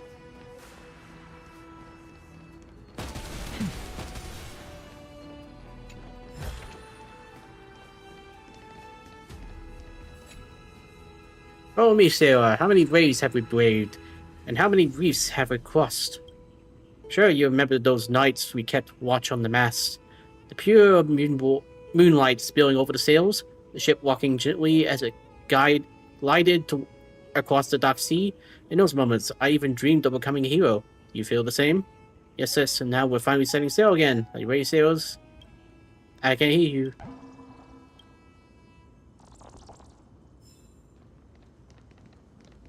Yeah, honestly, this sounds like the place Tribby was describing in her dreams.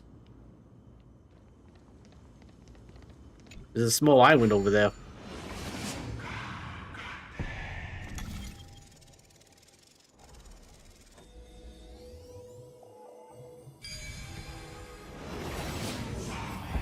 A student of Empedocles? I hear that his views run counter to the Federationists. Oh, we're just That's sharp what already. being a scholar is about. A collision of ideas only occurs when there are differences in beliefs, and it is such collisions that lead to progress. Yet, in my view, there are only right and wrong perspectives, neither of which can coexist with the other. What radical thinking. I guess this is why the children of humanity always squabble with each other. How boring. You seem to be avoiding that Goldweaver person. Why don't you address her face to face? Yeah, she's a bitch. I have nothing to talk about with her. Since you're in my brain, you can look for the reason yourself.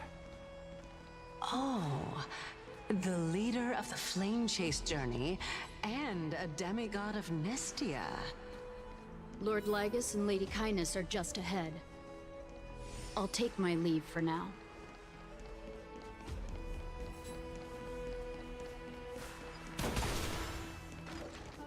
Another puzzle.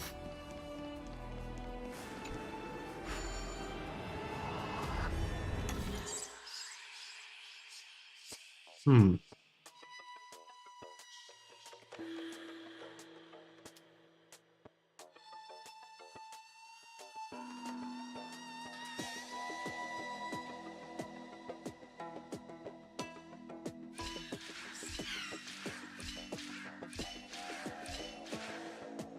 No.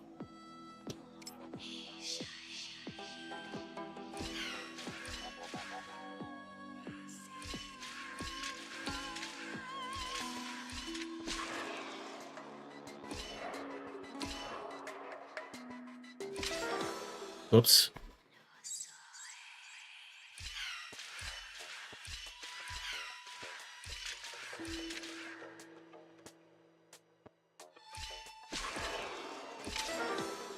Whoops.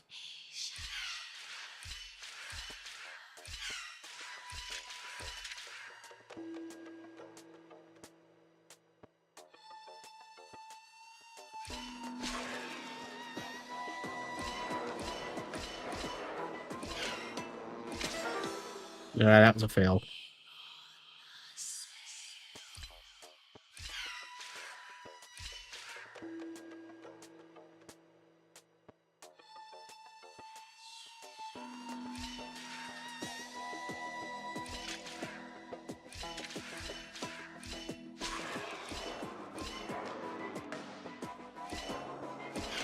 There we go.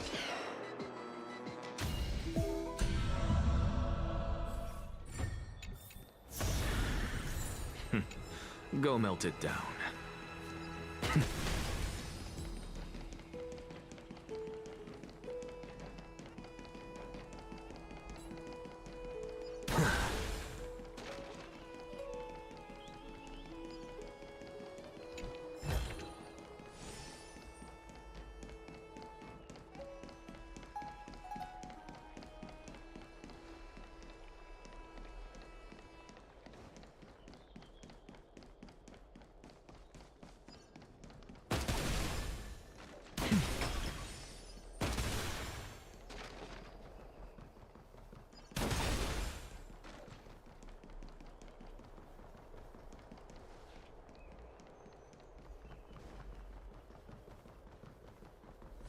Welcome to the Demigod Council, esteemed guests. Thank you. Nice to have some respect around here.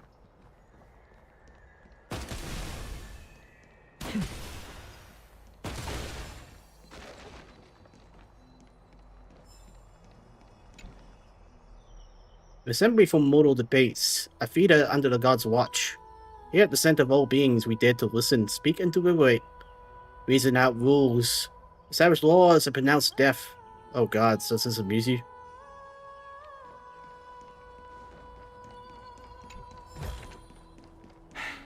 I suppose I can just ignore this. It's a big area. Chances are I'm meant to explore this place, but let's see if there's any secrets before I do anything. Oh, I could get locked out of this place by accident. Better be safe than sorry.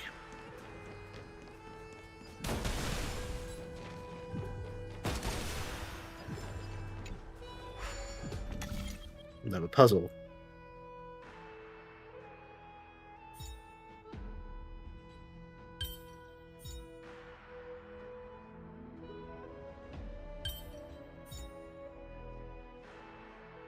Hmm.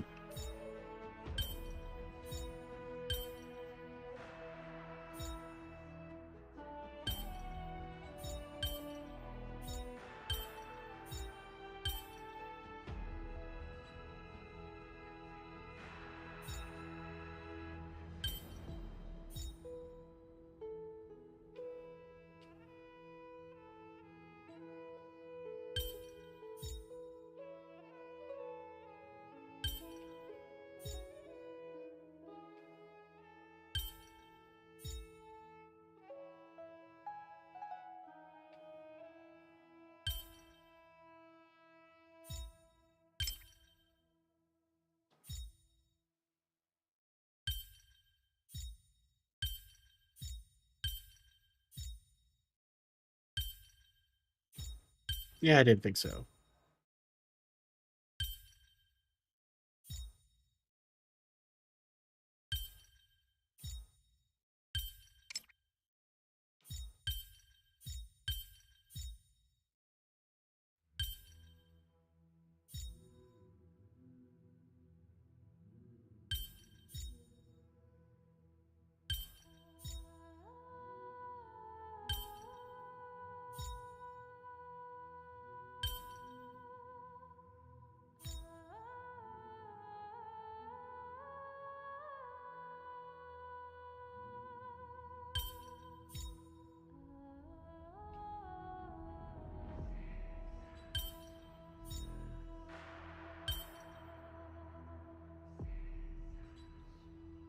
So close and yet so far.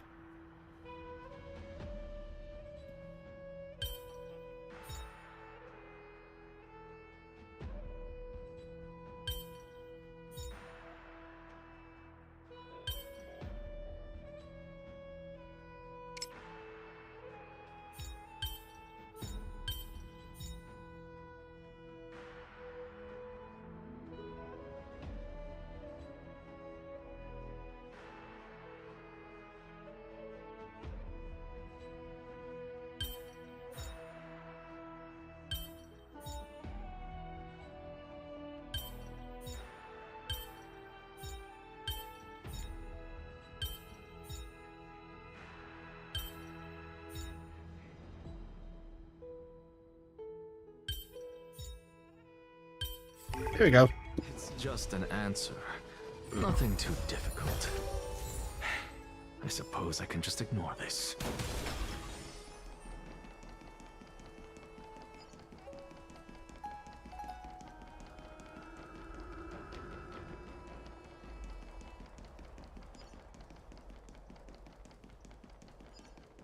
No way, there's nothing here. There'll be something here. Chest. Don't see Go butterflies. melt it down. Or beetles for that matter.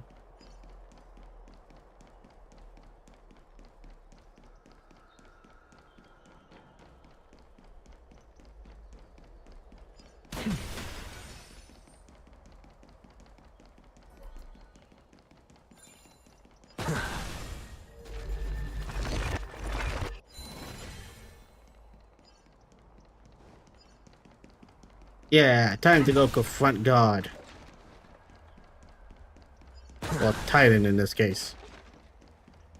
Just kidding. Fate has guided you to my hiding place, Buzz. What even hiding? Fate is like a knot tied by my master, or the thread spun by my lady. They entwine and weave to form the bonds that connect us. And it's these bonds that have led you to find me, Buzz. Why are you all saying Buzz? You're not freaking bees. I suppose I can just ignore this.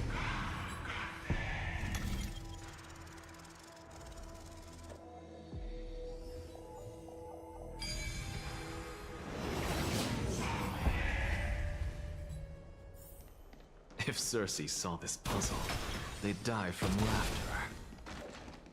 What happened here?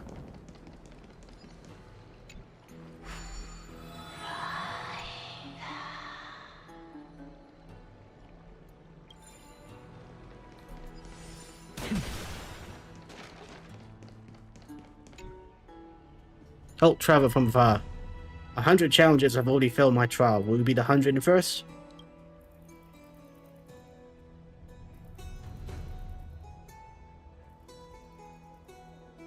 Now I'm being a reader buzz. Take a guess. Behind which tree am I hiding? Attack. This is also... Oh, wait. The game does. Look, there's a hand puzzle here.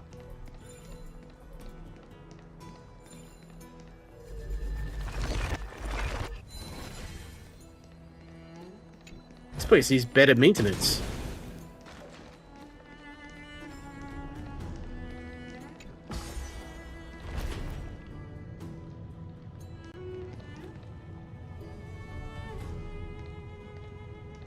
What the?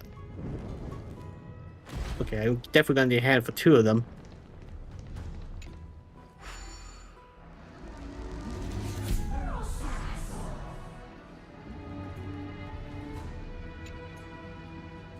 Start with this one. Nothing's impossible if you keep trying. One day I'll climb to the top of the cliff and stand shoulder to shoulder with the sun bearer. Buzz. Wait, how can you fly? That's unfair. Oh, I can fly too. Never mind then.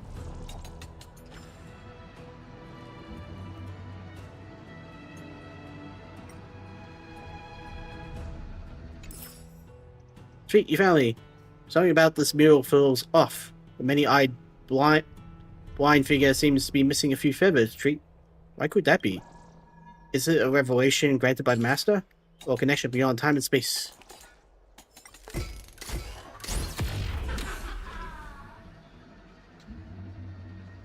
Any other butterflies?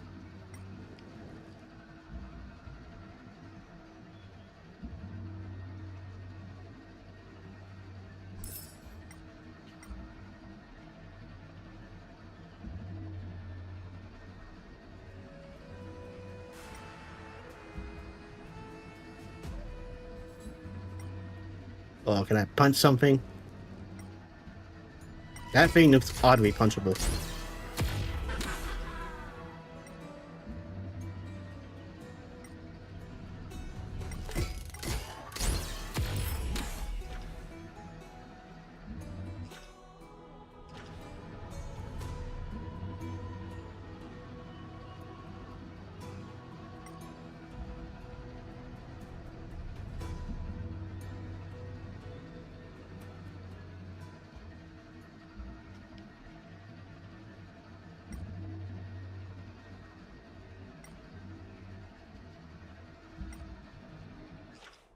Ah.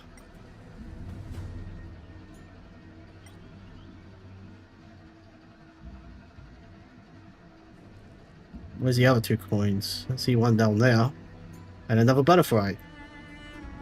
I wish to swim against the current of time's river. Yet I cannot resist the torrents nor resign myself to drifting along and giving up. In the end, I am stranded in the middle of the journey. Perhaps that's just a life of butterfly.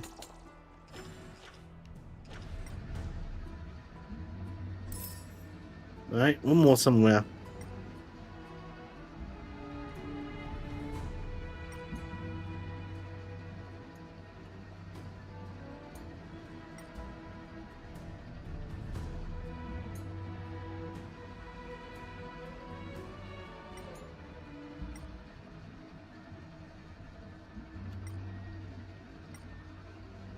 Where would the last coin be? Higher up, I imagine.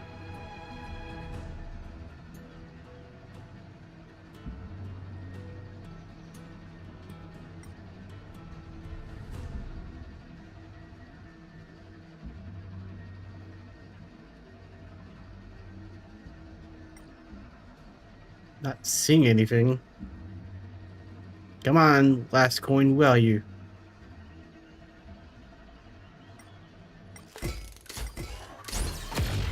There it is.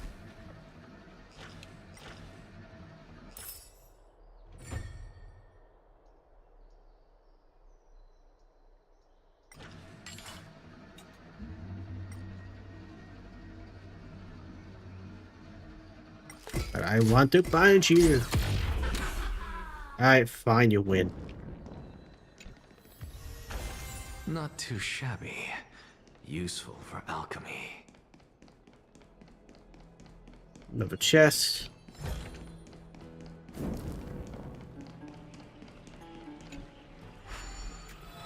Another puzzle.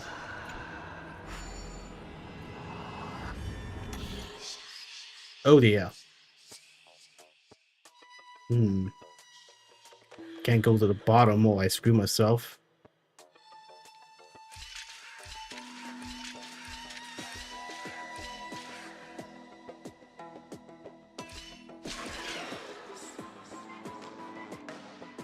Shit.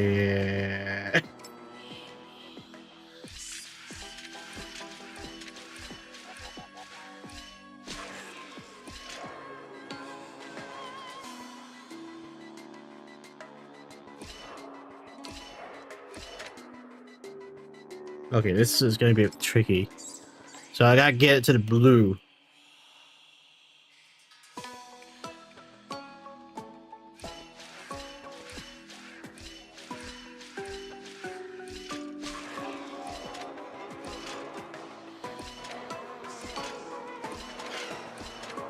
There we go. Oh, tricky at all.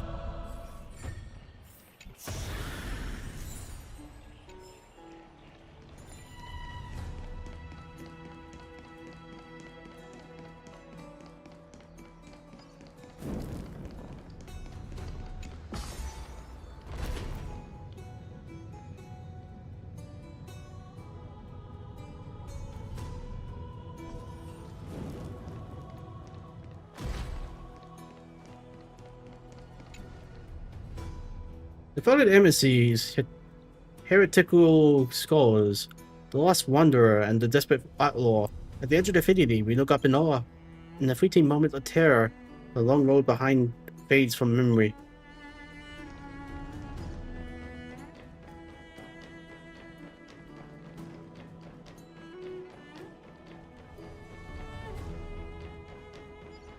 Cool.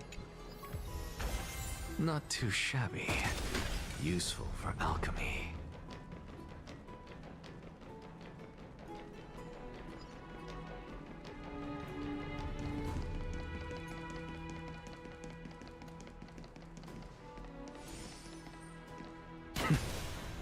Alright. I need to head back. But first things first.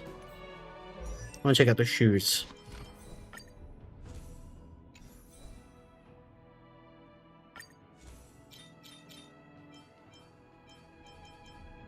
Well, definitely better than what I have.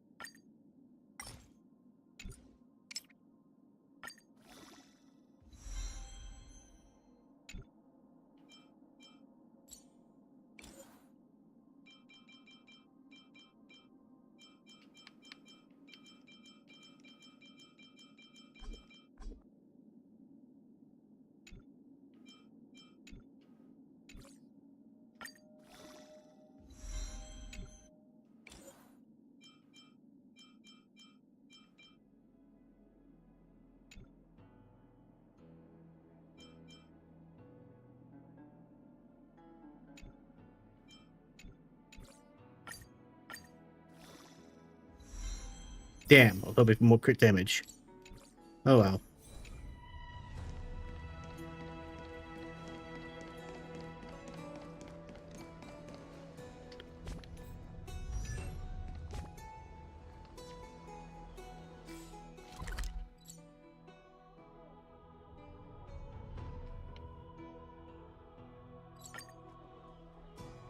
I guess it's time to talk to you.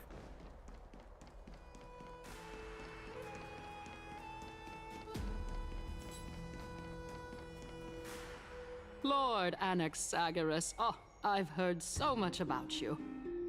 head of the Nusporists of the Grove of Epiphany, notorious blasphemer, a Chrysos heir who bears Circe's core flame, a survivor of the Grove calamity.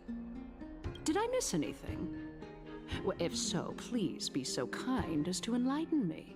Since Lady Kindness is already well acquainted with me, I won't waste any effort introducing myself again. But then again, perhaps the customs are different here.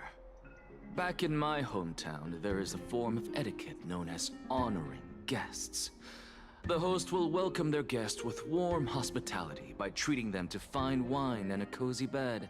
And yet, ever since I arrived, I have not been welcomed with warm courtesy or ceremonial gifts. Instead, I am met with intense scrutiny. Even more absurd, the host has sharpened their blade and instructed their servants to lie in wait in the shadows.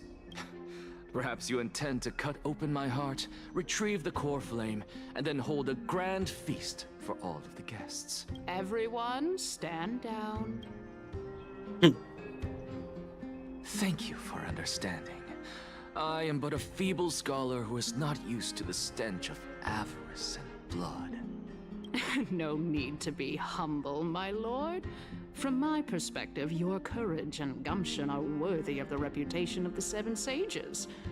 Your bravery is more than adequate to accomplish our perilous endeavor. So, you wish to start a war? Well, since the Chrysos heirs are calling for war, we will respond in kind. Conflict is inevitable. Since Aglaia endeavors to suppress the virtuous commoners with blood of gold, we will not hesitate to display the rights and mettle the citizens of Akama are so entitled to. As to your question of whether peace is still a viable option, well, to that I can only say this. Everything hinges on the next citizens' assembly and whether they have a sudden epiphany amid the clamor of the masses. Looks like the camera's lagging a bit. And since you, as a Chrysos heir, accepted our invitation, you have indeed given us a glimmer of hope. What brazen arrogance. What you're saying right now is worlds apart from what you were saying before you retired your cleaners. I don't deny it. After all, they're responsible for cleaning up any threats, and just a moment ago, you were on the side of the Chrysos heirs. But now that you're an ally of ours, we can continue talking somewhere else. As you know, these walls have ears. I was fortunate enough to have the opportunity to discuss a treatise about the Venerationists with your teacher, Empedocles. Yet, it seems you subscribed to the Nusporists instead, Lord Anaxa. I've heard that this school of thought is one with many detractors. Welcome back to the hub of the Demigod Council, Lord Anaxagoras. Surely you remember that countless eloquent orators have stood in this spot before and emerged victorious by stoking public sentiment with their words. And yet there have also been innumerable blasphemous philosophers who set themselves up for failure because they refused to defend their actions. This tiny stage is the most profound embodiment of Akama in centuries. In 15 days, this site shall also become the most important, as well as the final turning point in Akama's history. Yeah, even they know about the 15 days. May the both of us carry out our duties with honor and lead the masses back toward the Erechrysia, a golden age with no death, strife, or trickery. Trickery comes out like, oh, I'm here to invade it now. Oh my, 15 days and nights. That aligns perfectly with the date of your demise. Could such a coincidence truly exist? Using death to prove myself fits my intentions perfectly. What strong conviction you have, as expected of the hero who dared to stand up to the Gold Weaver. As expected, she misunderstands you. That's enough, Lady Kindness. Dispense with the niceties. I only accepted your invitation so that I can serve the commoners alongside the members of the Council of Elders. Don't test my patience with such superfluous formalities. Well, you say that now, but surely you also require my aid as well, so that you can stay alive even when being pursued by the Golden Thread? You worry too much. She won't show her hand too freely, as she still needs to garner support from the masses at the Citizens' Assembly. Even someone like me can tell that only a sliver of her humanity remains.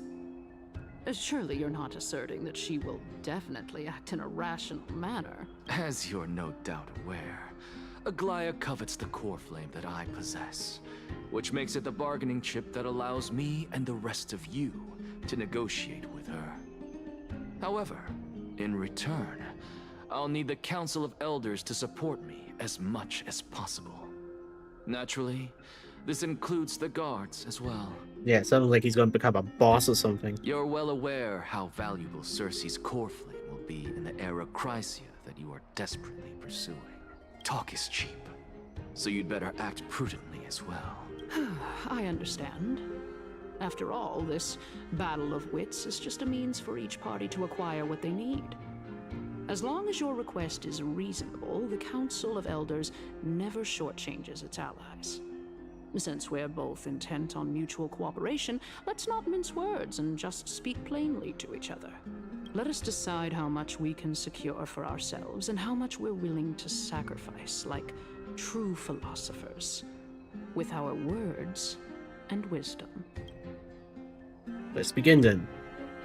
Continuing from the earlier topic, let us discuss our common enemy, Aglaya. She is the second most experienced Chrysos heir across the whole of Akama, who has gradually lost her humanity to the ravages of time and the ablation of the core flame. A formidable opponent indeed. Admittedly, there is ample reason for her to take your life. Yet your previous reasoning is quite sound. As a seasoned political animal, it's unclear whether she will actually cross that irreversible boundary. Moreover, she still needs you alive so that the Titan's trial can be completed. Is there anyone present who can swear by the sacred vow of Kefali and guarantee that you weren't in league with that woman before coming here? Are you just trying to pull the wool over our eyes and aid her in her savagery? She is prepared to execute me. She just needs vassals who will do her bidding without question.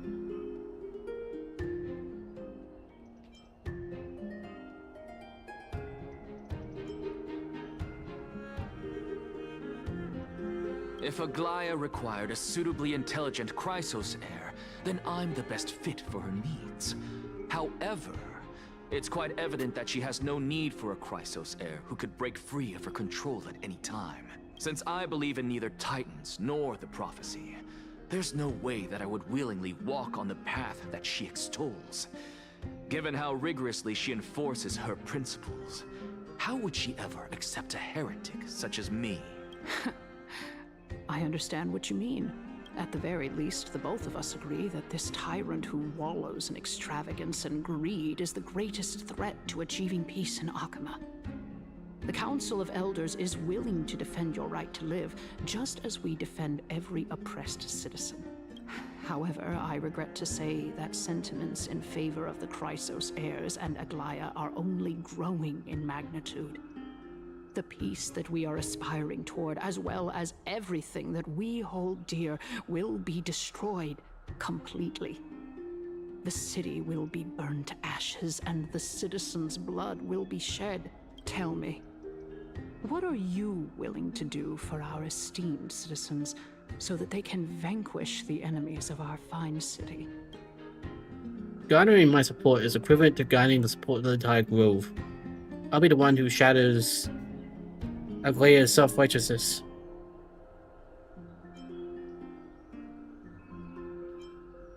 Aglaya's authoritarianism, conceit, and arrogance have granted her unfettered control for the most part. Yet these traits are also her greatest weakness. If I can render her helpless by forcing her to experience the agonizing pain of betrayal, I am certain she will never recover from such a setback.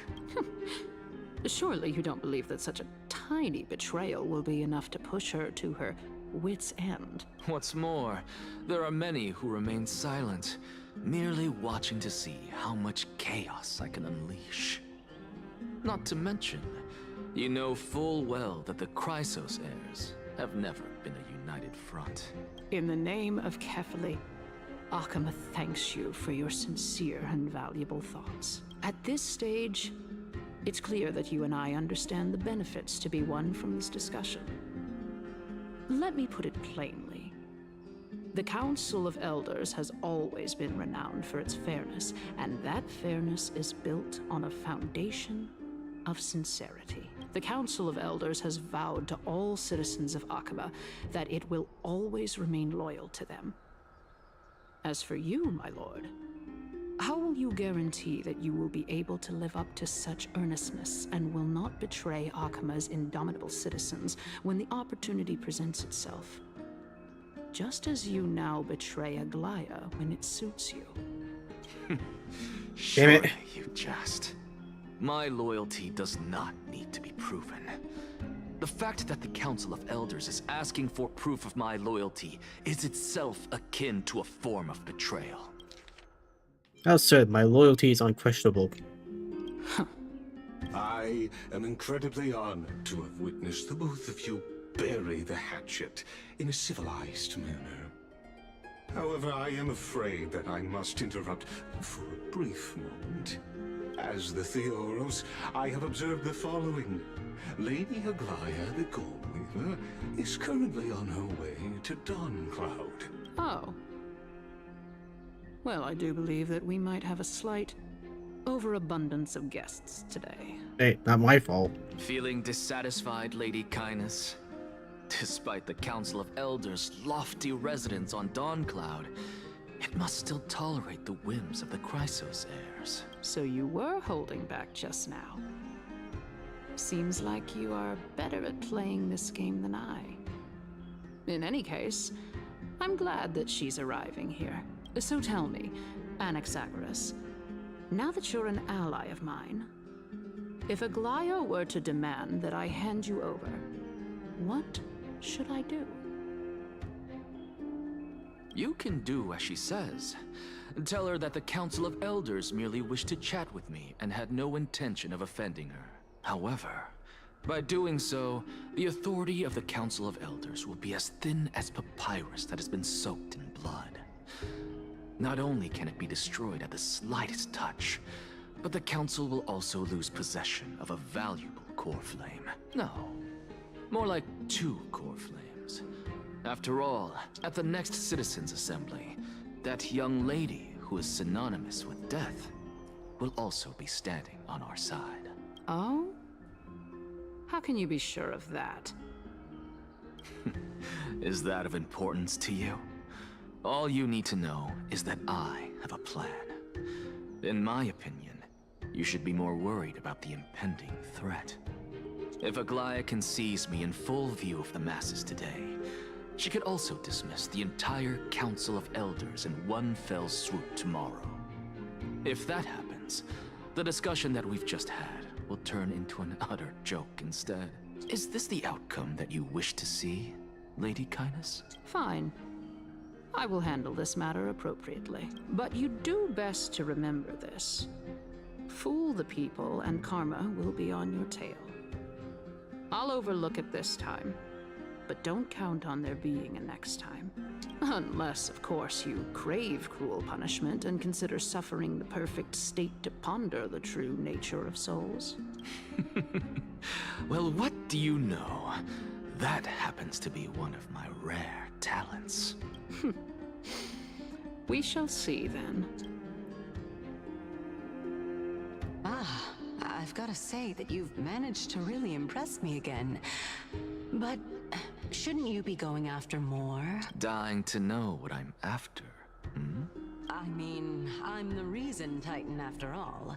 It is in me to ask and seek answers. Easy there.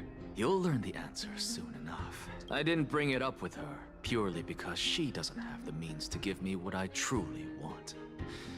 It's as they say, onlookers see most clearly. That guy's like, I can hear you, you know. The true masters of Dawncloud have always been the Theoros, who watches over everything.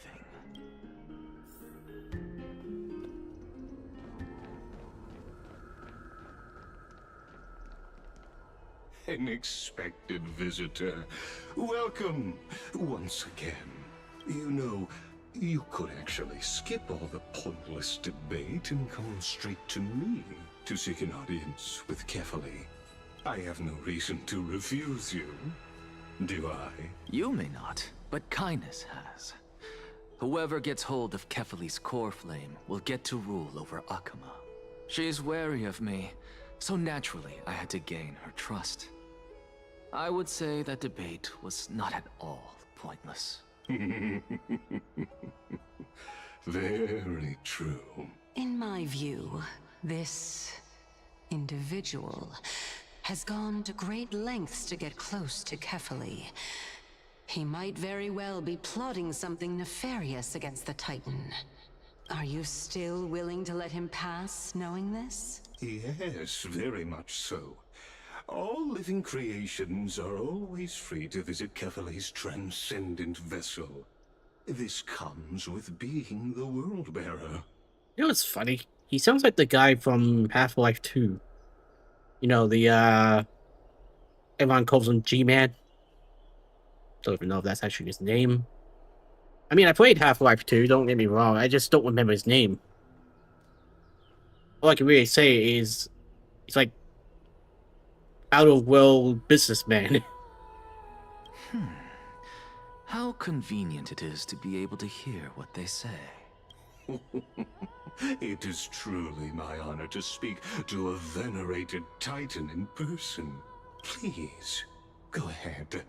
Let me join you both on this journey. I am really bad with names. A bygone myth tells of an occasion where Kefali once answered their followers' questions on the peak of the holy mountain. Their followers have since believed that scaling this Titan cliff is one way of being with the god. Hear that? It's not every day that you get to climb a mountain with Circes. You should sing me a hymn of praise. Titan hymns are beyond me.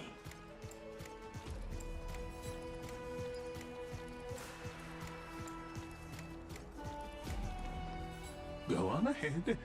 Take this Yanis shortcut, and the long pilgrimage stairway will be waiting for you at its end. I have to admit, I never expected you to not ask me anything. Not even my motive. Because I know very well what it is you are after. As the saying goes, a gentleman helps others achieve their goals. I have a feeling that your theory will be validated at the end of this journey. I believe Kefali will not deprive you of your right to ask your question, especially now that you're on the brink of death. You must be closer to Kefali than anyone else. Wouldn't you agree? I hope things go as you say, then. Putting a child of justice into a farcical world is bound to turn it upside down. It is my hope that you bring a much-needed change to this world, which is on the brink of destruction. You're definitely gonna be some type of boss in the future.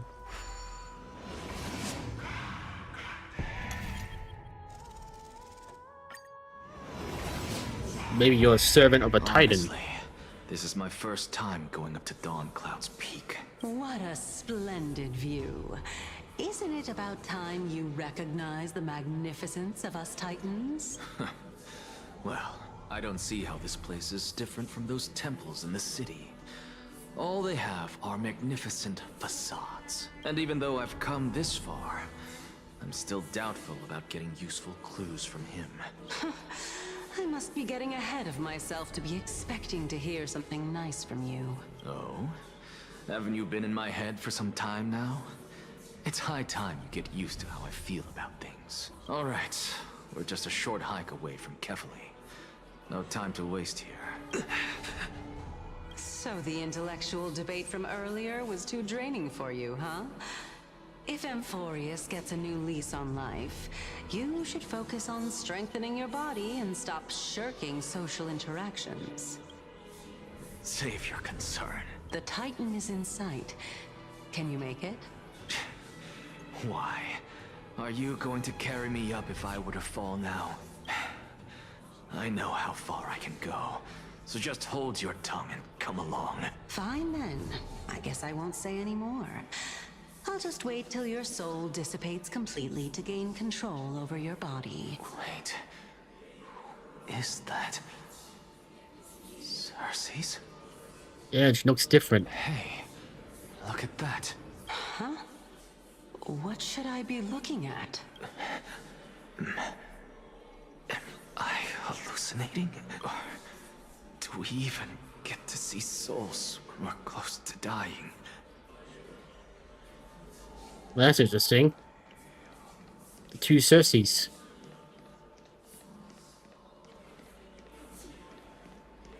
The one that's following me could be a fake. Oh? Why didn't you bring your favorite spear with you on this trip, Nias? Nias? I know I've heard this name somewhere. Huh. It's unfortunate. The Black Tide destroyed every last inch of my calyx. How could that be?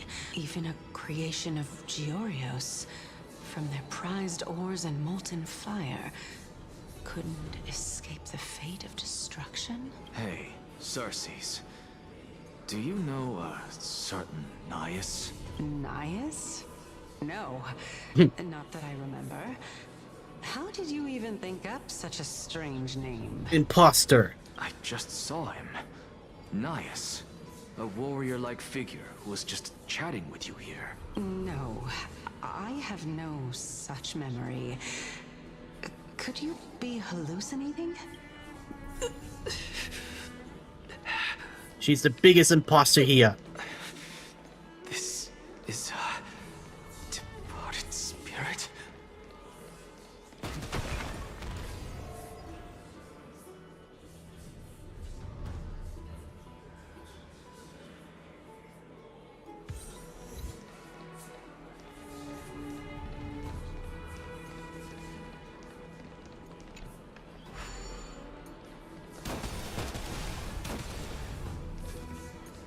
I'm a Ghostbuster now.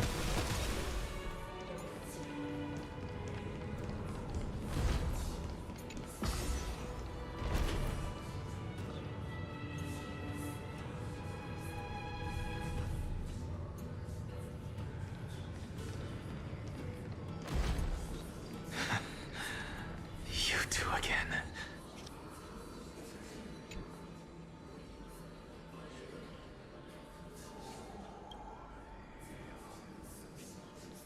Am I hearing something? Enough about me. Did Kaos ever reply to you? Well, regrettably. Seems like the price of becoming a demigod is a lot heftier than we thought. Kaos. Demigod. I've never heard of this person. Which Titan's authority did he inherit? Look on the bright side, Nias. Since we've come all this way, I doubt he'd snub his old friends, would he? Let's just hope we mean as much as the world to him. Hey! Are you seeing that same hallucination again? Yes. It's still you and Nias, but you're now talking about a certain Kaos. I'm guessing he's one of your companions? Kaos? This name sounds just as strange to me. Never mind. I think I know what this is about. If things are as I thought, then they aren't hallucinations, but the souls of people. What? But if those are the souls of the dead, then what am I? An imposter. Beats me. For all I know, you're just an illusion I conjured up in my dying moments. Let's just keep going.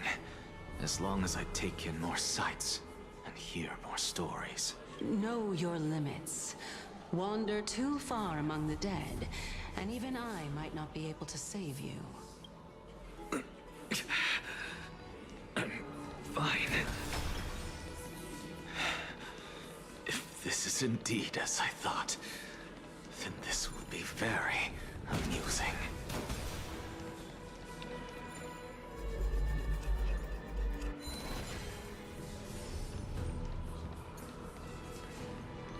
So...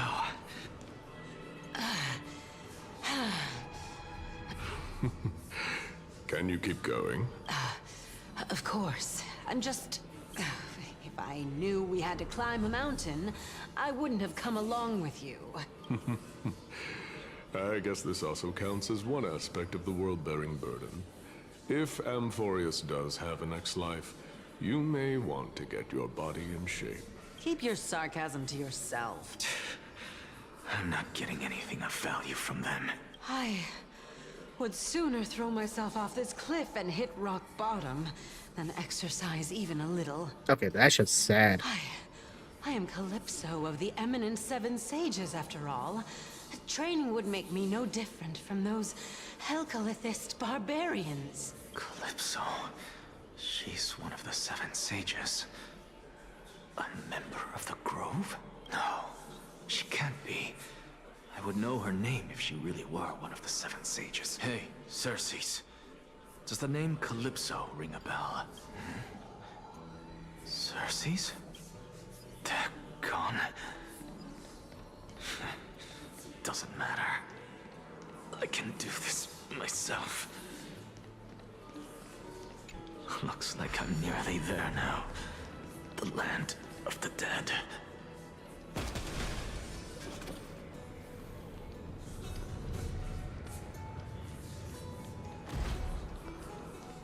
Oh, beautiful old world. Where are you now? Oh, legendary era Chrysia, return to the mortal realm. Splendid gods once walked the paths we walk. Alas, all that's left of that warmth is a hazy mirage. Okay, sounds like she's betraying us. Why are you chanting that too?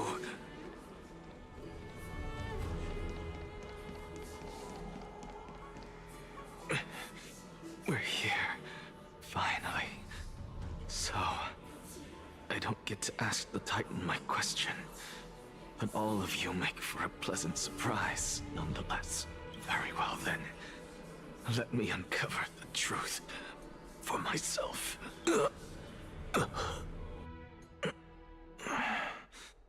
Did I still fail to make it in time? So, I'm back here again. God damn it. This is... I can hear it.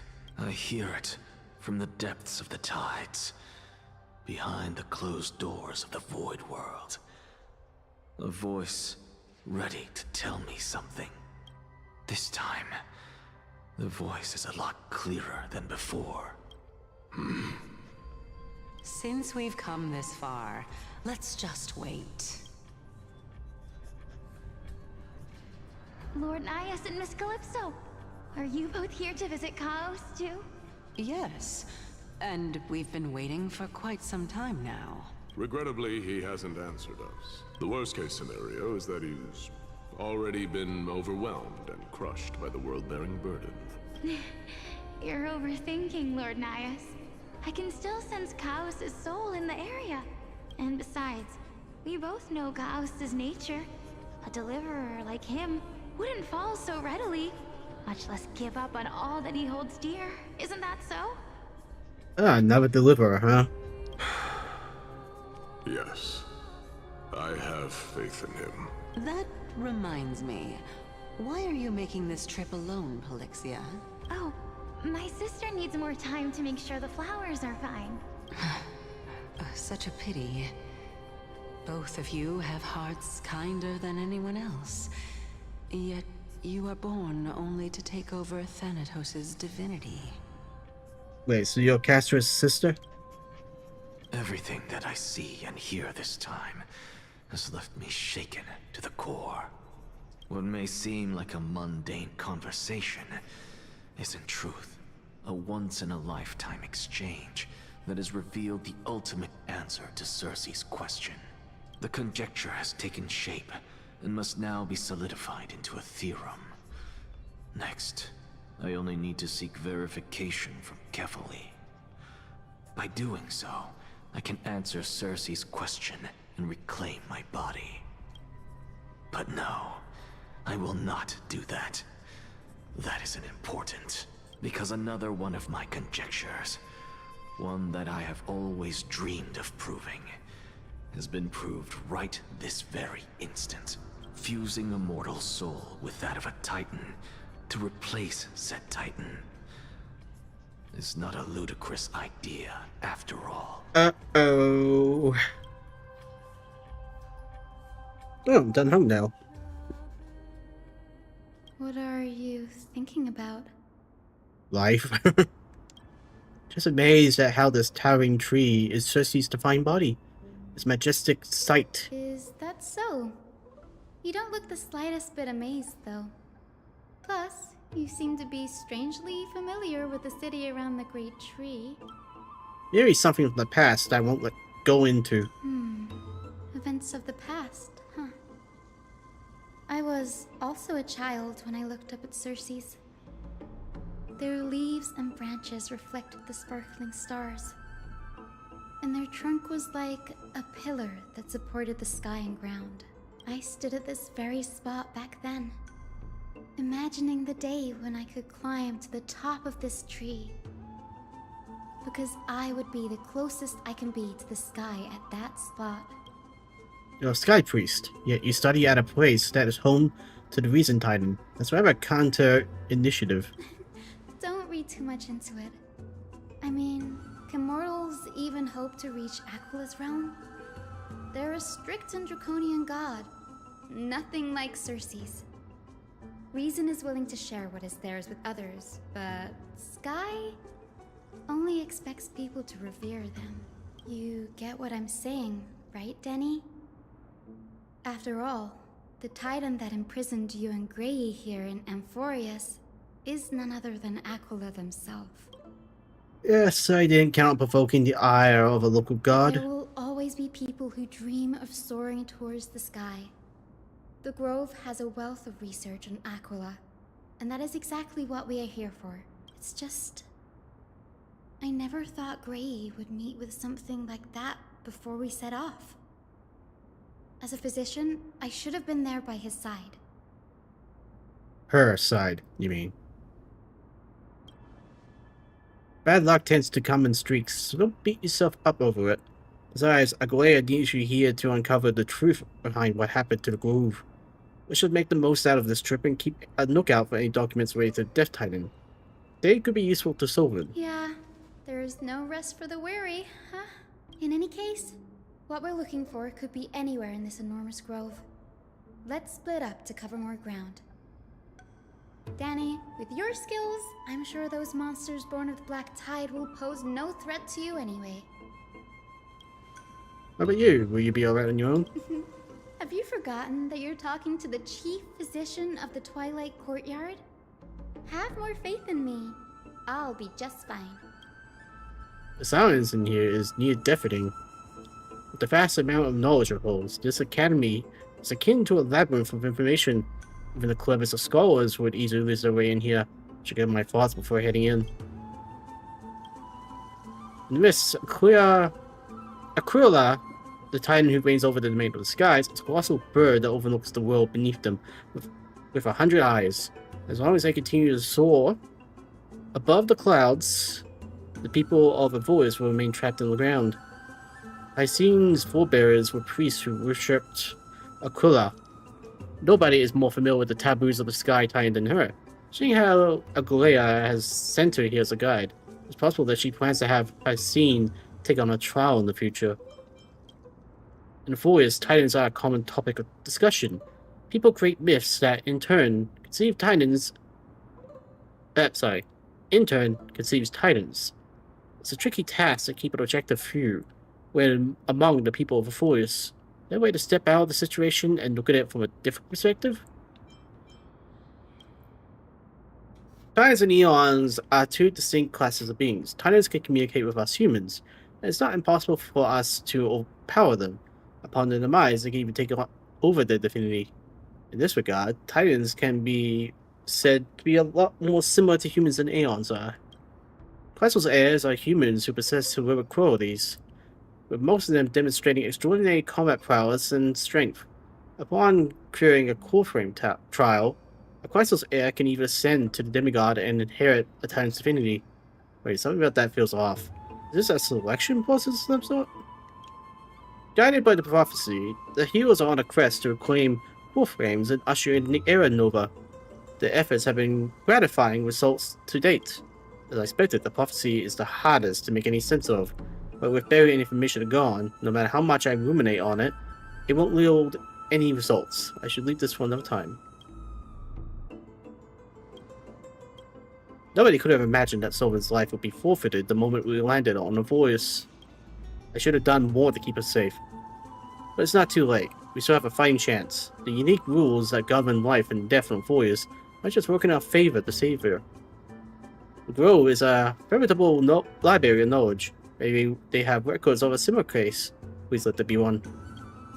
Clock is ticking. I should search for more clues as a move.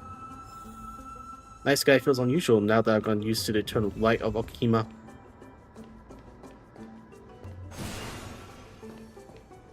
Alright, so far, Alexa is already planning something evil. And by that, I mean, well, not really evil. Just out of there. Like, apparently, from the sounds of it, he wants to fuse with a Titan.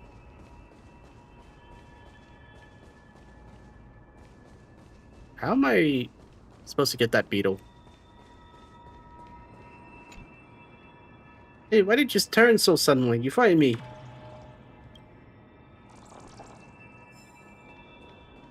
Yeah, so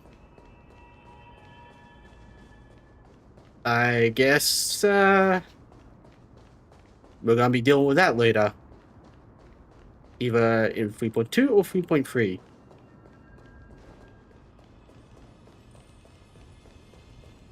See, these things are still dead.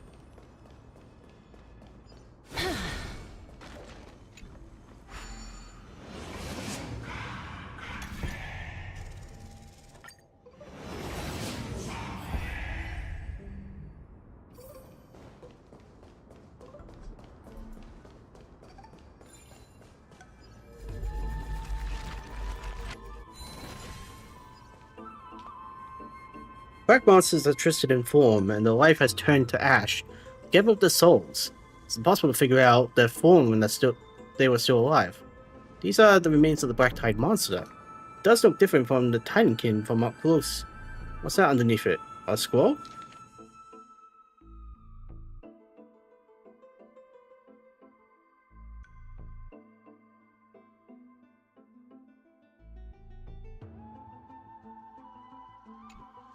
As expected, the Grove doesn't forbid discussions about the sky. It's a debate between two scholars about the sky ships. Aglaia has also mentioned of the ships when she interrogated us. A memory I'd rather forget. I'll hold on to this for now. With any luck, this journey won't leave us empty-handed.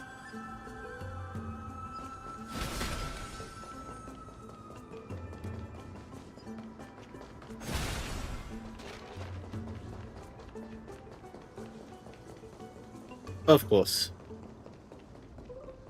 I seen why. That's a scene. Why is she surrounded by so many monsters? As much faith as I have in her, it's probably good idea to help her out there.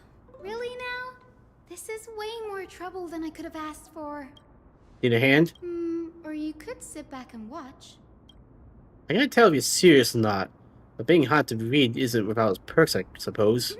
I'm kidding, Danny. Lend me a hand, pretty please. All right, now let's get him. Well, she certainly has Stelle's qualities in her.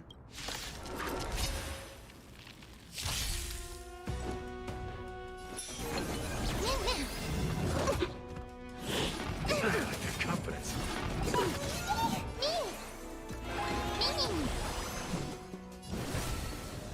Root here. It's coming. Like the West Wind. Away we go! That's all you got?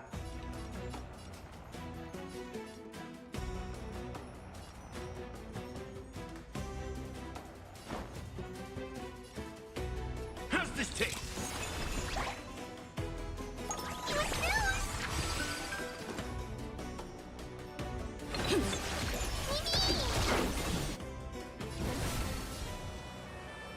As you wish. Embrace a new life.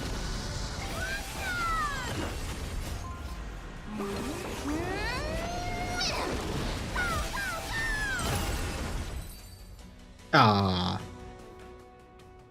This place is practically in ruins. What happened? There shouldn't be this many monsters here. The Black Tide is remarkably quick to detect the light of Amphorius. So or rather, the blessings of the Sky Priest in me, might have unknowingly called them to me. How? Anyway, never mind that for now. Here, you might want to have a look at this. I found it around here and thought it might be of interest to you.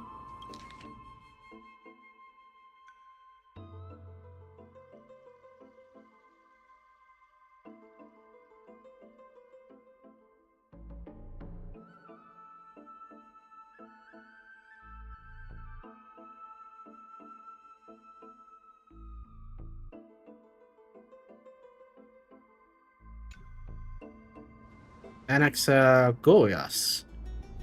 He's a scholar who fused himself to the core frame of reason. This is new. I didn't know Professor Anaxa was researching the sky. He's never mentioned anything about it. Finon said Anaxa might be opposed to the frame chase journey. Might is an understatement. Anaxa has never been one to venerate the gods, nor has he ever found it within himself to put any faith in the prophecy. People have come to think of him as a heretic, even in a place as liberal as the Grove. Yet, it is also this very blasphemer that Circe's favors. Fate sure works in mysterious ways. I picked up a scroll on my way here too. Looks like maybe related to the one you're holding. Oh? Let me have a look.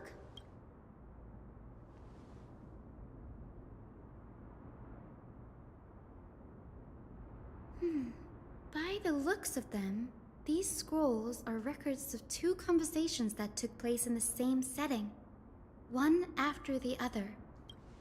There's still much I don't know about the Grove. You mind if I ask you a few questions? Sure. Go ahead. The Grove of Epiphany is home to 7 schools of thought. While all 7 schools are founded on the ideologies of Thalesis, the first scholar, each is unique in its own way. Among them, the Venerationists revere and worship the Titans the most. As the sage of the Venerationists, Euthyphro has always been at loggerheads with Anaxa. If we were to place the 7 sages on the scales of Talanton, Anaxa and Euthyphro would be placed on opposite sides to achieve balance. Very illustrative explanation, thank you. Nearly everyone in Amphorius has heard the story of the skyships by now. Aquila's stature is loftier than the heavens, and their divine retribution is merciless. That's why it's no use building giant skyfaring ships. Oh, but I do wonder if a supercharged mini Trevi cannon could slip past their watch. That was a joke, right? Newsporists primarily study the application of alchemy in soul repair. Everyone considers Anaxa a blasphemer, but that has never stopped him from sharing his ideas, no matter how taboo. If you must say that he's hiding something, then it's likely what lies beneath his eye patch. I don't have any more questions. Alexa often says that every failure brings us one step closer to the truth. Perhaps, to him, the crash of the skyship carries a different interpretation. The firmament is not impenetrable. On the contrary, it was precisely because the skyship represented the first step toward breaking free from the shackles of the Earth that it provoked the wrath of the Sky Titan and brought divine punishment upon itself. It's a shame that the majority of the Grove's research on Aquila was headed by the Venerationists, with sacrificial rituals making up a predominant part of their findings. Discourse about more esoteric subject matters in relation to Aquila dwindled even further after the skyship incident. So much so that even this scroll is completely new to me. Don't worry about it. We'll just correct everything we can find on the Titans for now. There's something else that's caught my attention though. This says that Anaxa is conducting secret experiments of some sort. That's what I'd like to know. What are these experiments he's involved in? Even I, the assistant lecturer, know next to nothing about them. I have a bad feeling about this. Could there be more to what happened at the Grove? Of course there is. What's probably happened is that we've been researching how to connect with a Titan. Also, it sounds like we need to defeat Aquila in order to leave this planet. In theory, at least.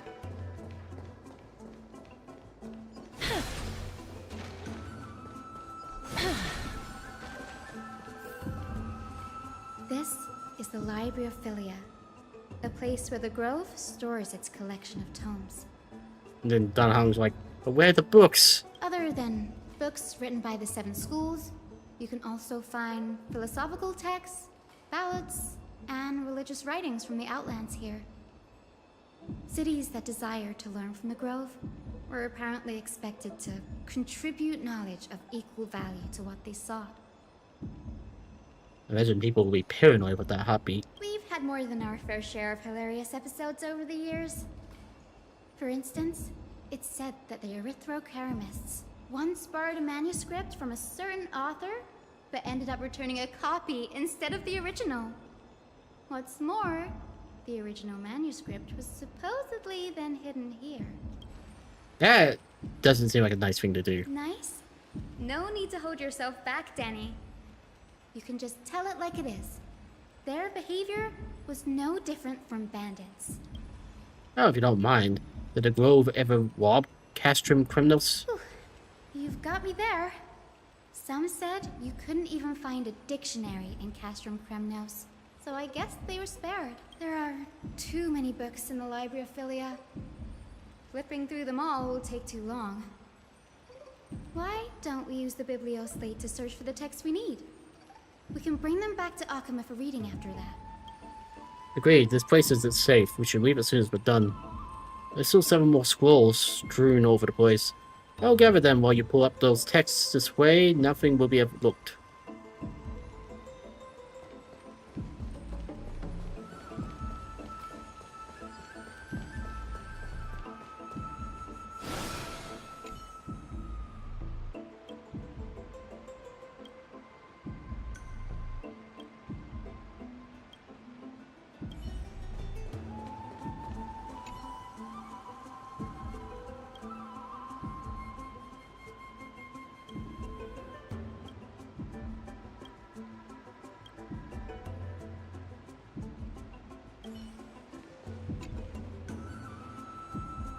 These are complaint letters from the skulls about Anaxagoras the Blasphemer. There's a thick stack of letters. Based on the dust accumulated in the perfectly intact seals, the complainee did not even bother opening them and just chucked them aside to a corner. This is about Anaxa? I should read this. I seen you should come and have a look too. Ugh, it's so dusty in here. Whoa. Are these all complaints about him? I can already see what they must have written. Anaxa has no respect for the gods. His very existence undermines order in our society. They're probably all things like that. Does Anaxa hold that much influence? Why else would they call him the Great Performer? When Anaxa established his school of thought, the first thing he apparently did was read his own work to everyone. Are the Titans truly an accurate reflection of what humans think gods should be?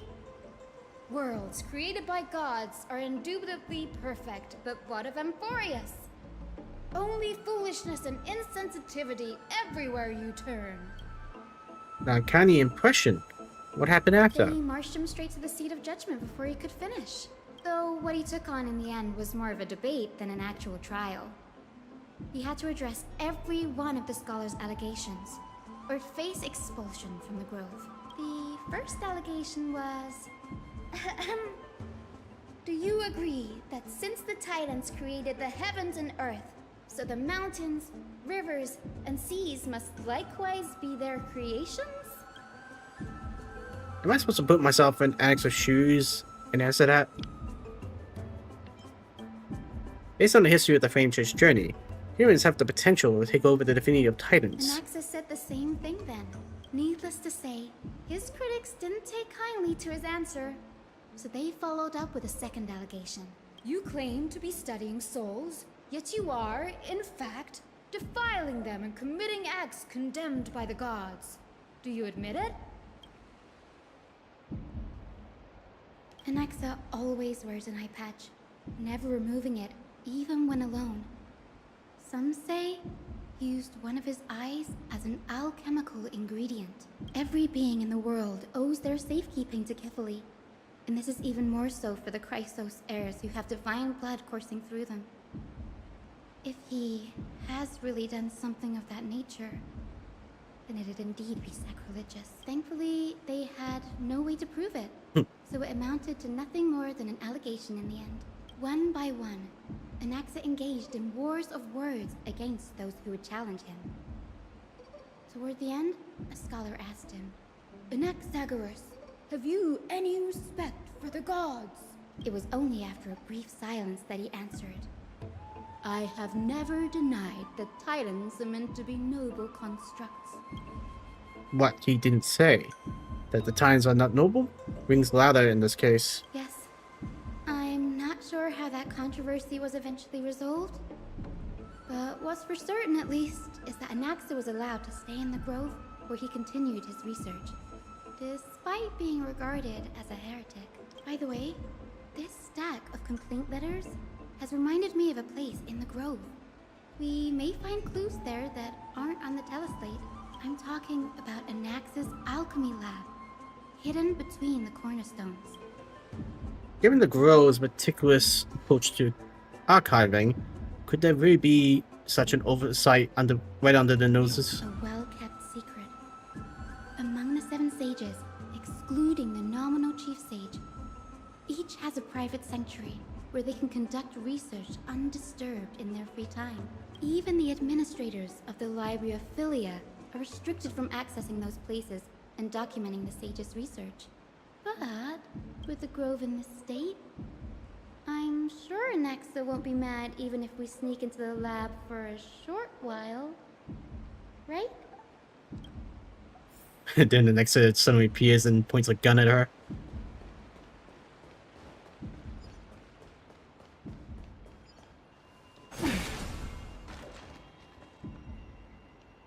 Just try it. Now, I've been seeing a beetle.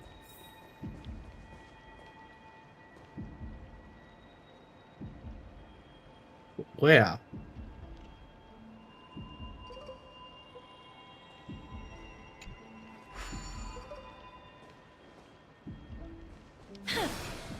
Hey! I pressed A! Oh, that is bull.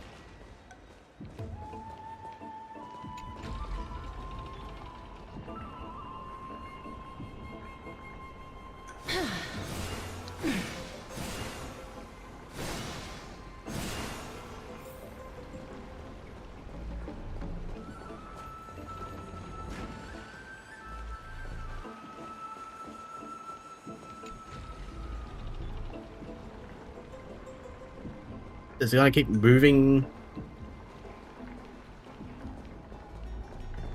Can I get off it here from here?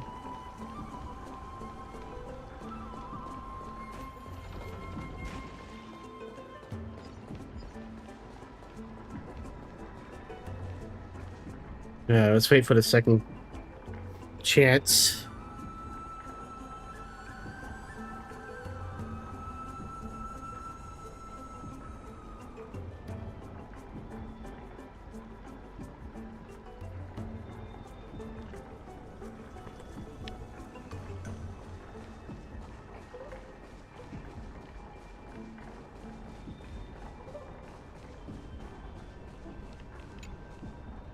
Hey buddy, check out this cool thing. Wow, that was pointless.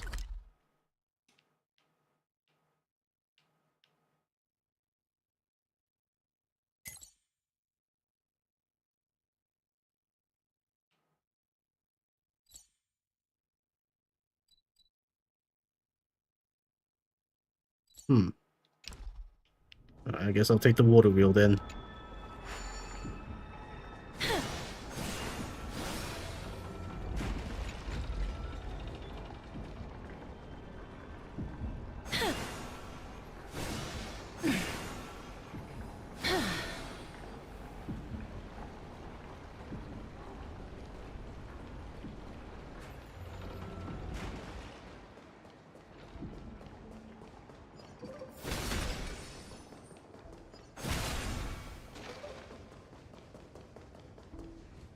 This is the place. But where is everything? Materials for alchemical experiments, matrix diagrams, and even the seal to the lab. They're all gone. The Black Tide destroyed it all. No wonder we didn't see any defense mechanisms along the way. Have you ever been here before? No, not even close. Not only are alchemy experiments high-risk activities, but Professor Anaxa also has a penchant for using bizarre materials. Students often saw him walk in looking right as rain, but come out covered in soap with his hair singed. Naturally, no one dared to come near this place. Also, it's not the best well-hidden secret. Huh? That bookshelf over there seems to be the only thing still intact.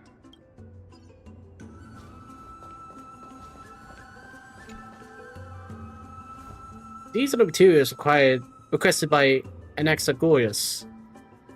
Documents from various fields have been compiled into one place, including Titan creations, the University of the Soul, alchemy doctrine, and so on.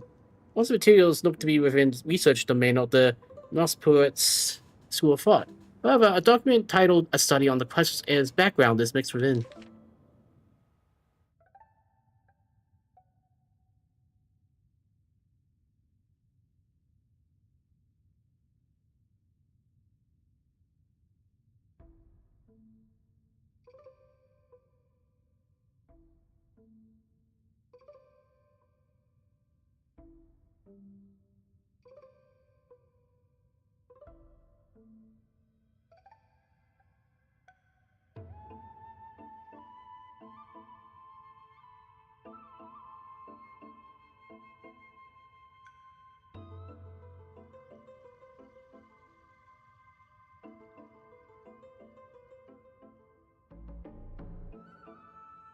What's going on?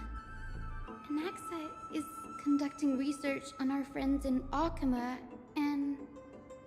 me? This journal contains several intriguing points. From the Abyss of Fate to Castrum Kremnos, I've seen many a Titan creation during my time in the forest.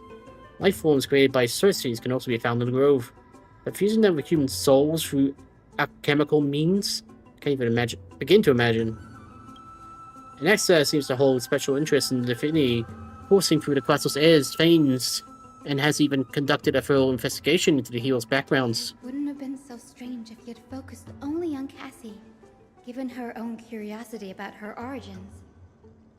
Plus, considering that the Nospoets have crafted omnipotent medicines capable of curing diseases, It also makes sense that he would conduct research on immortal Chrysos heirs. But now, it seems Anaxa's objective was never to create medicine, but to identify the origin of the golden blood and figure out its inner workings. Yeah, it sounds like the prophecy is a whole lot of bullshit. Through alchemy, Anaxa aims to refine the golden blood in the Chrysos heirs to a degree of purity equal to divinity. This must be what he means by close to true purity, but treating both tiny creations and the human body as materials to be used in alchemy experiments? That's rather extreme. Danny, look at this. I have a bad feeling about this.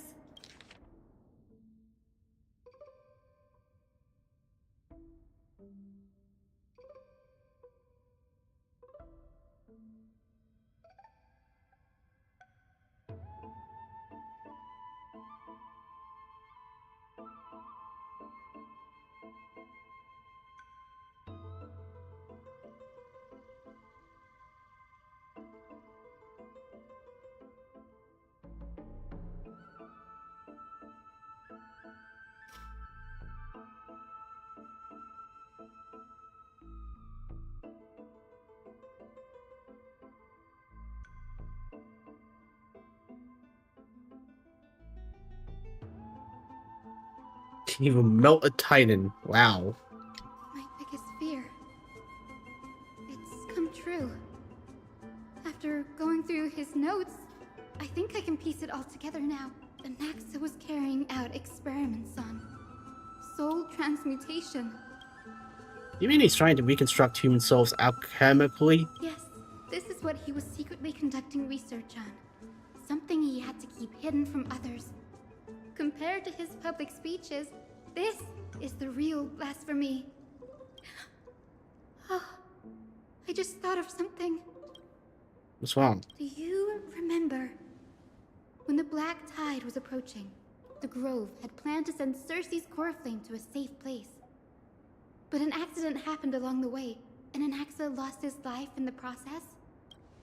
But Cersei took over his body and resurrected him, which led to the situation we're in now. That's right.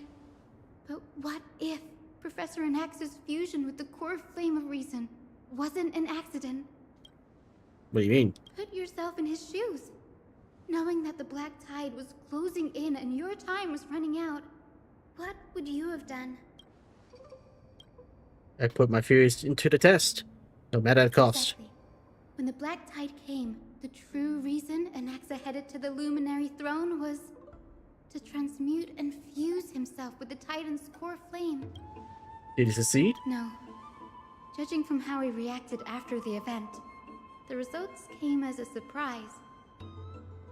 Maybe he failed to consider the possibility that Cersei's would make a similar decision. The manuscripts detailing all the alchemical formulae have been taken away. His research is still ongoing. Are you taking them for other purposes? Like, what? There's only one Titan left in the world now. No. No way. To conceive an entity of perfection, one must first understand the principles of creation. If Anaxa is an Okahima now, then that means... After Kefali. Yay, he's the Sir, villain. This sky above us, it's not real, is it? Of course not. This is just an image from a projection device used for educational purposes. A simple trick. The day-night cycle has been lost to this world. So that students like you may still learn about the night sky, astronomers have harnessed the Titan's miraculous power to manipulate the light, projecting the nights of the past here for you. Okay. Much like how the sky above the Holy City is also illuminated by Kefali's dawn device. So, the skies of Akama are fake too. You mustn't conclude that, Anaxa. You should know that only a child would expose a trick and be proud of it. Often people know more than they let on. They simply choose to feign ignorance because they have no other choice. Then they're just deluding themselves. People believe in Kefali's tale of Genesis, accepting wholesale whatever the priests preach. But we're different. We've already walked out of the firelit cave of ignorance. We have already realized that we live in a world where Titans make the rules.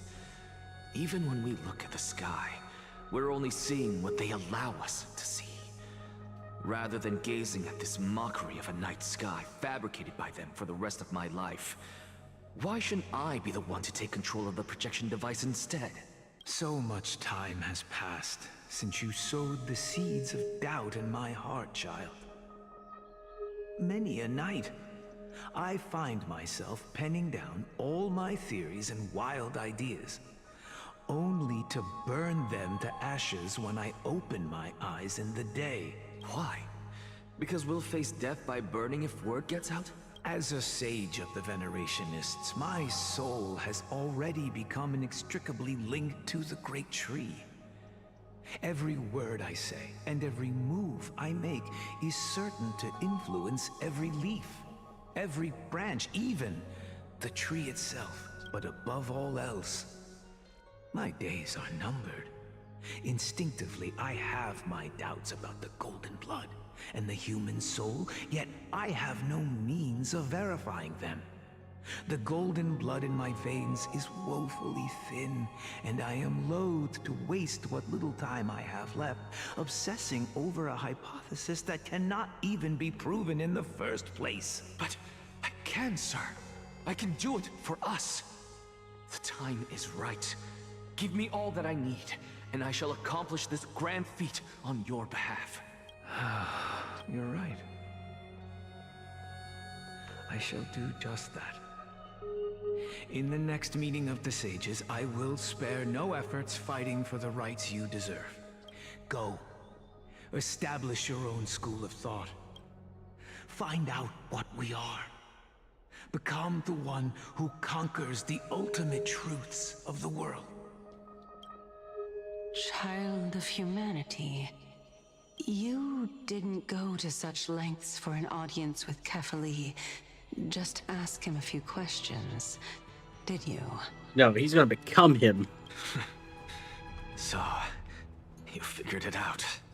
If I were as foolish as a Dromus, perhaps I'd throw myself down and prostrate before their greatness, begging for the gods' prophetic wisdom. Well, sorry to disappoint, but I'm no Dromus. Alas, I am a human, standing tall on 2 feet, possessing both intellect and pride. Before such power, does it make any difference whether you're a human or a Dromus? I'm sure you're familiar with the story of the Styxians. When the raging waves threatened to swallow them, they didn't just give up and become sitting ducks. No. They constructed a dam that kept the roaring tide at bay, chaining down the mad Fagusa. They call me a blasphemer, Circes. But that doesn't mean I deny the existence of gods. It's just, as I see it, Titans are simply a force that mankind has yet to find a way to tame. Oh? If power that rivals the Titans is what you crave, why not conform to the prophecy and brave the trial? Why stop at harnessing the power of the Titans when I can do so much more? The source of life is what I wish to grasp, to understand what makes up the soul, and to learn what we really are. Thanks to you, I've had the chance to personally verify, in more ways than one, that the soul indeed ceases to exist in death. But where there is death, there is life. And where there is an end, there must also be a beginning. How then is a soul born? That was the only unknown variable left in my calculations. And by the sound of it, you have already formed a conjecture. No, I have already drawn a conclusion. In my journey unto death just now, I finally saw the answer with my own eyes. Professor Anaxa. I'm here. Her life hangs by a thread. I must ask you to refrain from taking any unnecessary steps. Of course. I'll bring this to a conclusive end, and give you the answer you so desire. However, in accordance with the principle of equivalent exchange, I must also demand from you what I need. As you wish. Don't you care to know what the price might be? It's a matter of uncovering the truth about the Death Titan and her survival. This may be the only time I can ever save someone's life. There is no need for me to think twice. I see. In that case, let the show begin. Indulge me.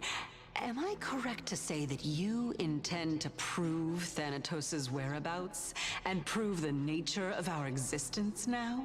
Before I begin, I must confess I had been stuck in a cognitive trap all this time. As unrelated as these two propositions may seem at first glance, they are in fact logical equivalents. They are merely two different ways of telling us about what the soul is at its core. The reason I say this is as I've mentioned earlier. The answer was hidden in my journey unto death. Anaxa, you were in the Netherrealm? Yes, I am but a living dead man now. But that's not important. What truly matters is, I overheard a conversation between heroes. That's not all. Remember how I said you were a part of that conversation too, Circes? And I've told you that I have no recollection of such an event. That was likely just an illusion conjured up by the mind of a dying man. Of course you would remember, because that wasn't you. That was Calypso, one of the 7 sages of the Grove. Calypso? Huh? Oh, that's the name I made up on a whim when speaking to this girl. How do you know of it? And surely you jest. Don't you think I, of all people, would know if that were the name of one of the 7 sages under the shade of my tree? Don't you claim to know the Grove's past like the back of your hand? You're an imposter. It seems you've lost even the memories seared into your soul. Use your head, Circes. Since all of this took place in the realm of the dead, it stands to reason their likenesses are of souls from the past. The living cannot step foot into that world. So who could they be? Think about Calypso. Why does she share your likeness? Yet you have no idea who she is. The answer is evident, is it not? Those fallen heroes are the mortal incarnations of the Titans before their ascensions to godhood. The gods aren't master creators born out of thin air, and they are no different from humans, because they all evolved from one. Does this answer disappoint you? Yes, because you've answered nothing. If I truly was once human, as you claim, then where do the children of humanity come from? Even on the off chance that you speak the truth, this brings us no closer to grasping Thanatos' whereabouts. How are we to find them? I knew you would say that, but it matters not. I know what I'm doing. Actually, why don't we have this supreme being standing before us tell us everything? You can revive a Titan? Humans cannot return from the dead. Neither can gods. But all we need to do is look at this from a different perspective, and the problem will resolve itself. The solution is simple.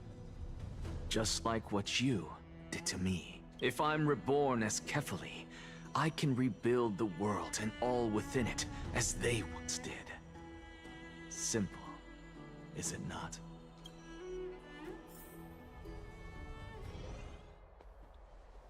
Aw. I have news from Hyacinth and Dan Hung. Anaxa might be trying to do something with Kefali's divine body. Kefali? But what could Anaxa want? Is the Council of Elders going to sit around and let such a sacrilegious act unfold? That is not possible. He is indeed the great performer, capable of fooling anyone and everyone with his tricks. I'm sorry. No need for guilt, for this is good news to us. The Council of Elders has found themselves a traitorous ally. Anaxa's ambitious desires will be something we can exploit. What we should be doing now is to keep our eyes peeled for whichever trickery Kynus is up to, and react accordingly to thwart her plans. Being Akima's political center, the Demigod Council holds just as much significance as the Vortex of Genesis. Someday, after my duty is over, this site will take the place of the battlefield where you hunt gods. Become the next challenge you ought to overcome. Till then, it's best to get used to this place as soon as possible. Come find us anytime you need something.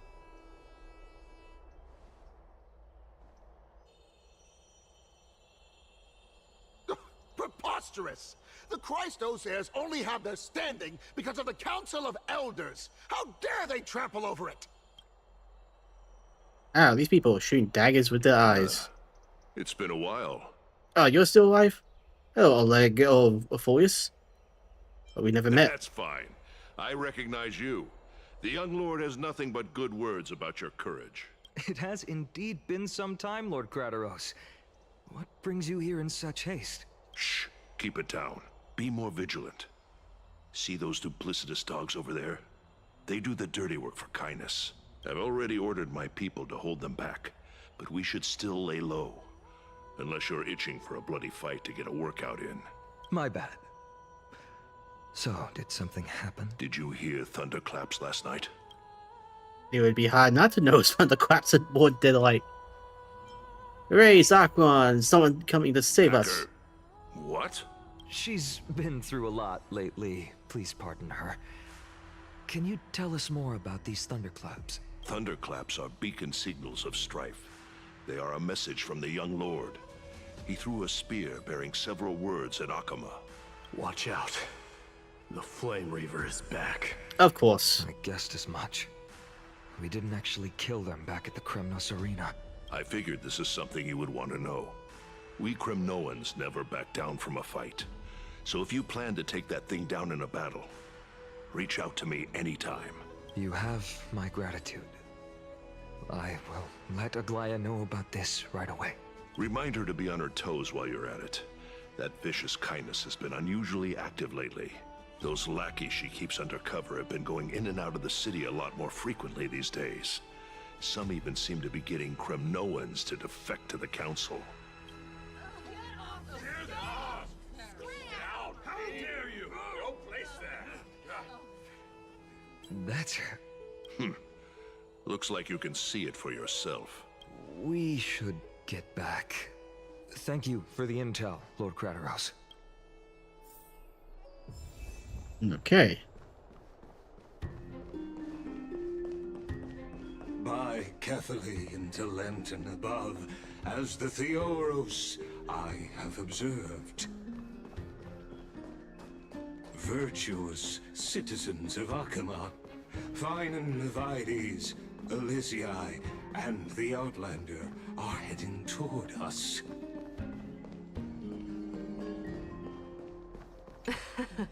Someone trampled right over the Master's flower bed, yet the Master only fumes in silence. Oopsie. There goes the reputation of the Council of Elders. Whose side am I on? Why, I'm all for the Council of Elders to reclaim their authority, of course.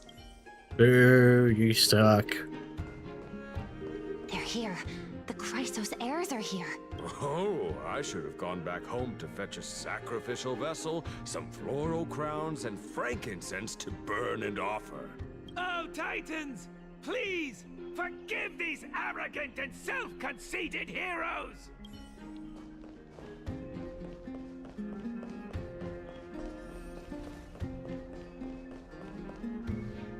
Aglaya, what happened here? I know about the poisonous fangs of that king snake through the golden threads. In the past, I would be confident about keeping her in check, but I admit I am now unable to do so. What do you mean? It is no longer about eloquence or arguments. I have been a demigod for far too long that I hardly have any humanity left. Before I realized it, I have become no different from these hypocrites, no longer capable of relating to the people. This has come a lot sooner than I expected. But perhaps it is time. I need you to step up, Finan, in order for me to retreat behind the scenes. Wow, you're finally talking some sense for once. Yes, this is my duty, but... It is far easier for the Council of Elders to fool many than just fool one person. Their so-called more support is no more than a ruse to distribute power using words instead of lances. There is no glory in winning this debate. But that makes having respect for humans so much more priceless. Finan, you are a Chrysos heir without flaw, capable of relating deeply with humans. I appreciate what you've taught me, Aglaya. I hope we'll live up to your expectations and win this debate.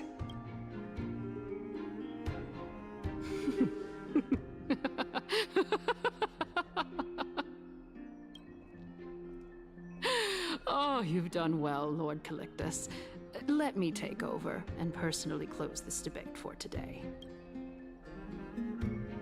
Dearest counselors, let it be known that I sorely miss the blissful times portrayed in lyrical poems. Back then, Amphorius was home to nearly 1,000 cities, each with their own local faith, while gods walked the earth and shared close bonds with humans.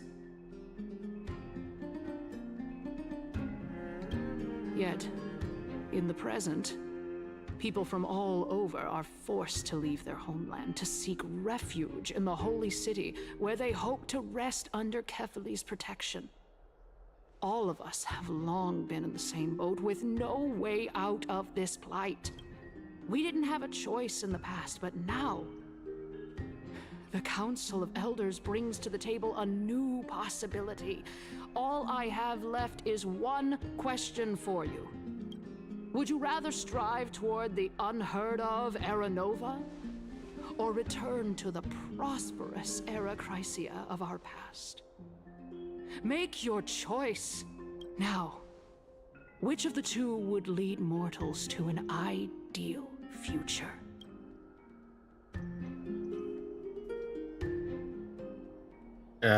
No hesitation. I stand by Era Nova. It is possible to bring back Era Chrysia back.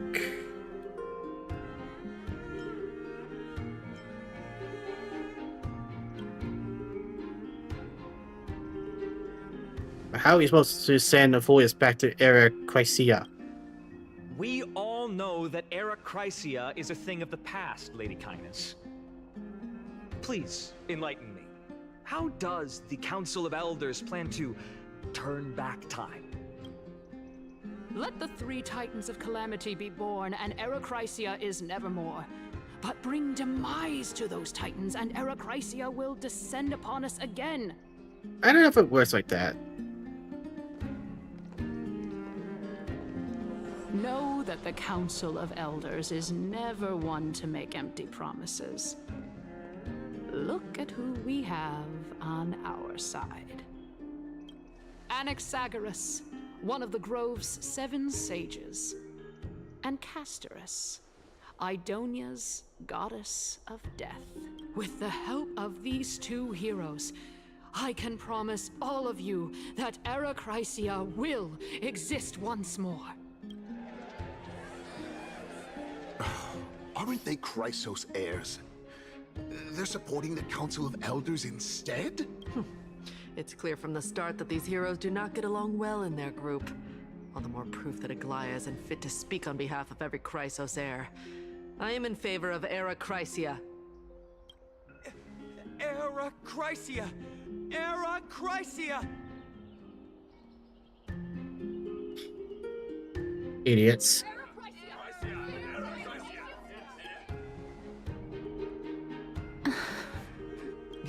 Castorus? Why are you standing over there? You finally arrived, Anaxa. So have you, Kaz. Don't worry, Aglaya. Well, I know that you have many queries. Could you continue to converse like how the citizens normally do? Tell me, dear citizens, if we successfully retrieve and return Thanatos' core flame without anyone passing the Death Titan's trial, what would happen next? The answer is simple. We will have a chance to rid the world of death and bring Amphorius back to an era when all beings live forever. We'll usher in a new future that will be entirely different from the flame chase journey. He's one of the 7 sages. Your proposal is much too idealistic. As long as the Black Tide still exists, how can we go back to the old days? Remember what I previously said? Kefali's core flame is guarded by the secret power of the Council of Elders. Plus, Fagusa's water curtain will be able to block out any external perceptions. Tell me, dear citizens, have any of you ever seen even a glimpse of the threat that this person is talking about anywhere within the walls of this majestic holy city? This place will become the Flame Weaver's target sooner or later. Isn't that the survivorship bias? If we eliminate death, then there's no need for us to fear that Flame Reaver, right? Citizens, let's loudly sing the blessed hymn. Oh, beautiful old world, where are you now? Oh, legendary Erechrysia, return to the mortal realm. Dumbasses, this isn't that one. After the destruction of the 3 Titans of Calamity, the Flame Chase journey will have to end. Erechrysia! Yes! Yes! This is bad. The masses are now totally riled up. Anaxa, pray tell. Everything that you've mentioned hinges on the premise that we can find Thanatos' existence, right? Thank you, Lady Aglaya, for still caring about this city. However, dear citizens, we are truly fortunate and blessed. For Castorus, Idonia's goddess of death, will surely find Thanatos under my guidance. What? With that, I solemnly promise that the core flame Lady Castorus brings back will be personally managed by the Council of Elders. Nah, you're not touching anything. Thereafter, if we are able to garner the support of all of you at the Citizens' Assembly, we shall spare no effort in ensuring that the Erechrysia will return to our world once again.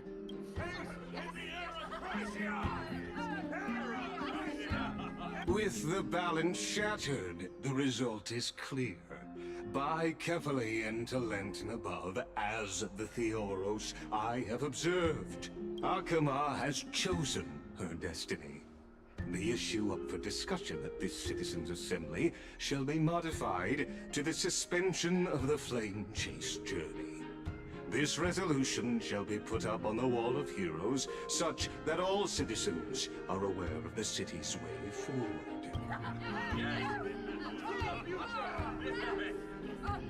What sucks is that you're not actually telling the ordinary people who didn't attend. Aglaya, dear Aglaya, what has caused your heart to soften? You also don't seem to be as quick-witted as before. Wag your tongue as much as you like. Since the Flame Chase journey has been preordained by the prophecy, our failure has never been on the cards. Well then, I guess we'll find out if that's true at the Citizens' Assembly.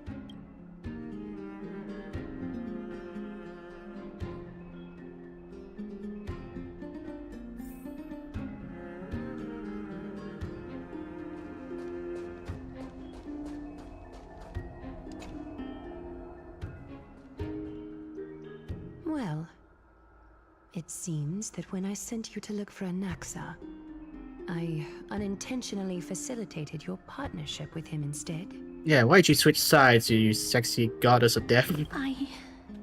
My apologies, everyone. I know that you have many questions to ask me. I will answer them to the best of my knowledge. In that case, please tell us as much as you can. Ramen... Hold on, I'm not ready. In actuality, he showed me a past that was both long and heavy. That I almost fell asleep. The reason I say this is as I've mentioned earlier. The answer was hidden in my journey unto death. Anaxa, you were in the Netherrealm? Yes, I am but a living dead man now. But that's not important. What truly matters is, I overheard a conversation between heroes.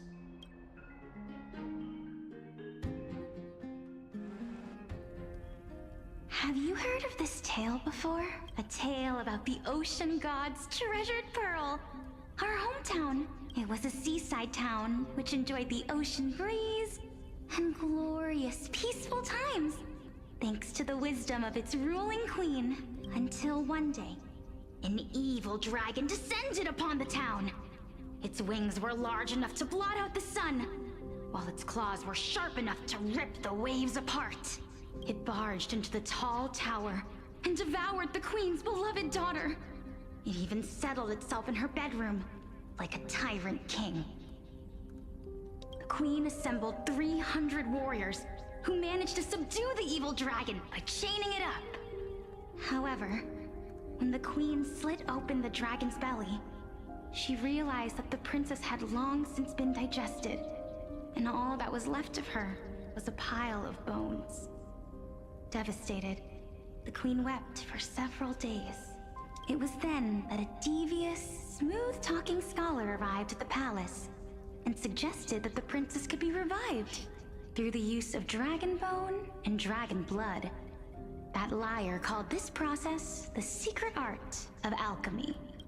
The princess was reborn! The queen was overjoyed, blissfully unaware that the evil dragon's soul still lurked within the princess's body. As revenge, the evil dragon swallowed the poor queen, the glib liar, the courageous warriors, and all of the town's innocent civilians in a single gulp. Worse still, the souls of the deceased refused entry to the Netherrealm because they were filled with regret. Forced to roam the mortal realm, these resentful souls ultimately converged into a river of souls that would not retreat for a long time. The terrifying death had consumed all. Thereafter, our hometown fell into ruin as well. Until... Until?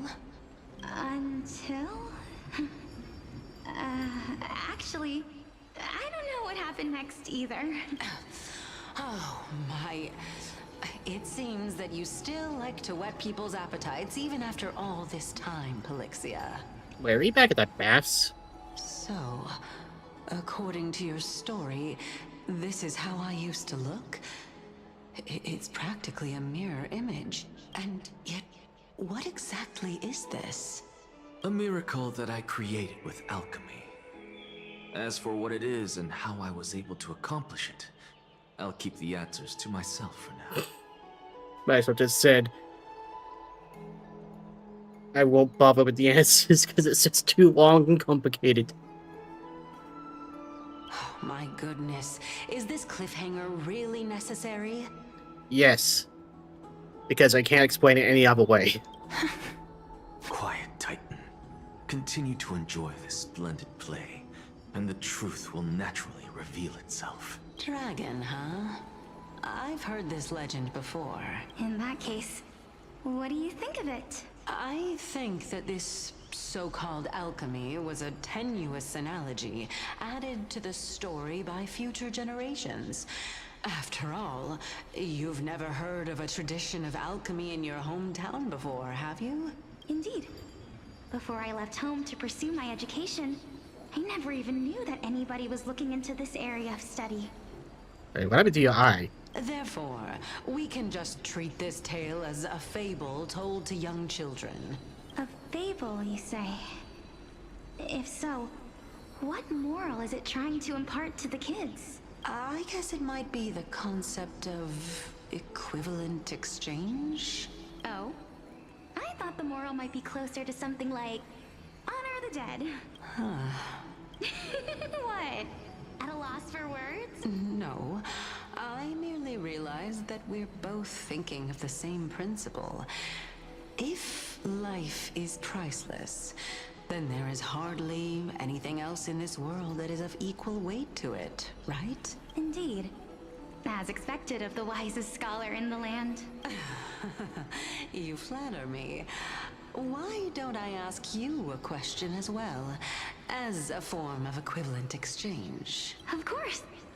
What is your question? If I imparted my knowledge of the art of alchemy to you, would you use it to resurrect someone you loved? What? What kind of strange question is this? I got it. You're just trying to get me to tell you whether I like anyone, right? You're a terrible liar. Let's just leave it at that. That was rude of me. Yes, I would. Oh? Death is inevitable. In the days to come, I'm certain that someone whom I cherish deeply will leave me for good if such a mighty power really existed.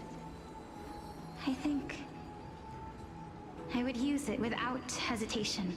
After all, you, me, and the rest will all have to face that fateful moment eventually. And this is like a full male alchemist situation. She boy became a dragon. My time is finally here. However, perhaps because of my firm belief in the immeasurable value of life, I am unable to complete the trial.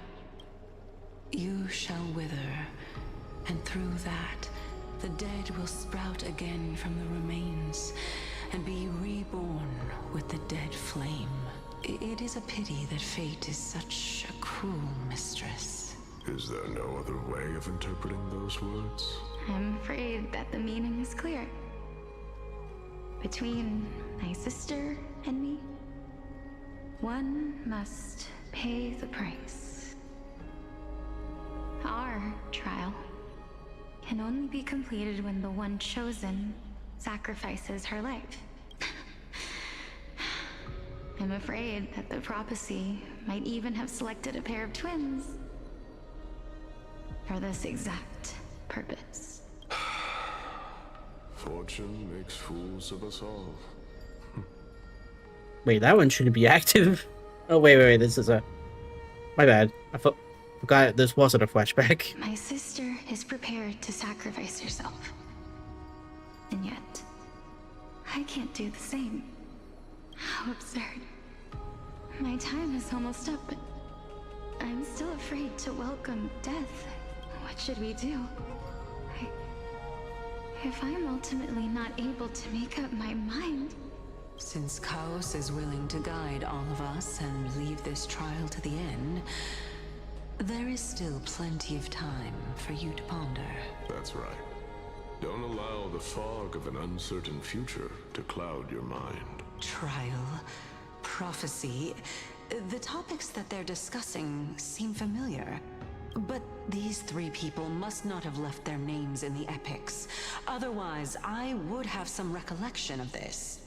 How does that work? Amphorius's history before the Titans were born was complete chaos.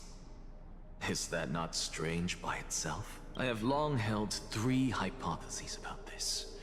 However, let's continue watching for now. Calypso, Polixia, and this warrior. I seem to have met him somewhere before. Regarding this matter, Nias, Are you confident that you'll complete your trial? Of course. Though, I am worried about what will happen once I've emerged victorious. Looks like you have made up your mind. Yes, this is the safest course of action. Completely separating courage, honor, tenacity, sacrifice, and reason. You really know how to make things difficult. Please, young lady, witness my fall and demise. Lady Calypso, you shall host the soul-rending ceremony. I do not understand. Why would you dare to sacrifice yourself for a future that you won't get to witness? Because this is our destiny. The power that resides within me is so intense that I will one day be engulfed by it. Furthermore, a valorous death before glorious return has always been the path I chose to walk. A journey I began long ago. If your sister or Kaos were in my position, I believe they would make the same choice as well.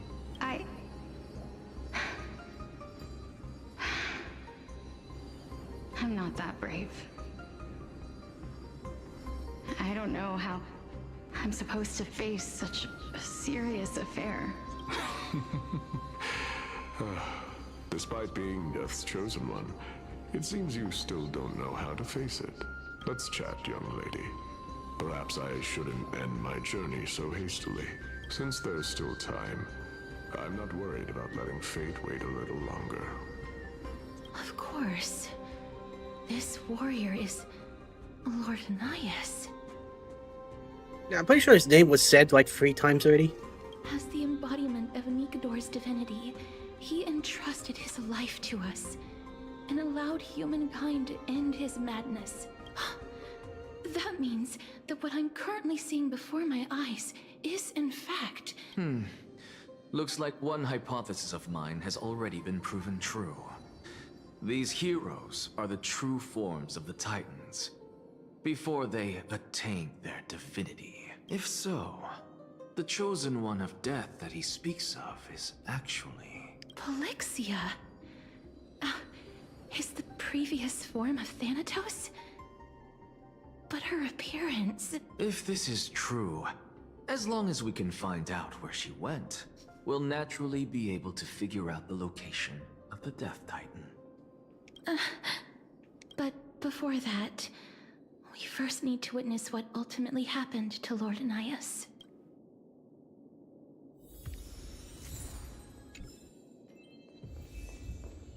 Nikador's courage is a testament that they have never once retreated from a battle. I've heard that these words are still engraved in Castrum Kremnos even today.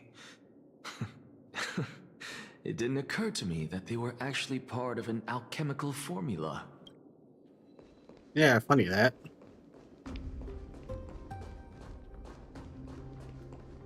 Sealed within this statue is undoubtedly his sacrifice. They use their own body as our city walls, keeping out and protecting us from the pervasive spread of madness. They are acutely aware that if the end times were to arrive, there would be nothing left in this world to conquer. I believe that his tenacity is sealed within this statue. Before we fought Nikador, we also released it from the stone statue. Lord Nias' honor is sealed here. Incredible. The honor in this child's soul is so light. Honor, courage, tenacity, sacrifice. And finally, the only thing that remains is reason. Cheer up, young lady. There is no need to shed tears over a glorious death. All farewells in this world are sorrowful, Lord Nias. No, young lady. As a warrior, I have witnessed too many bitter deaths. But now, all I feel is peace.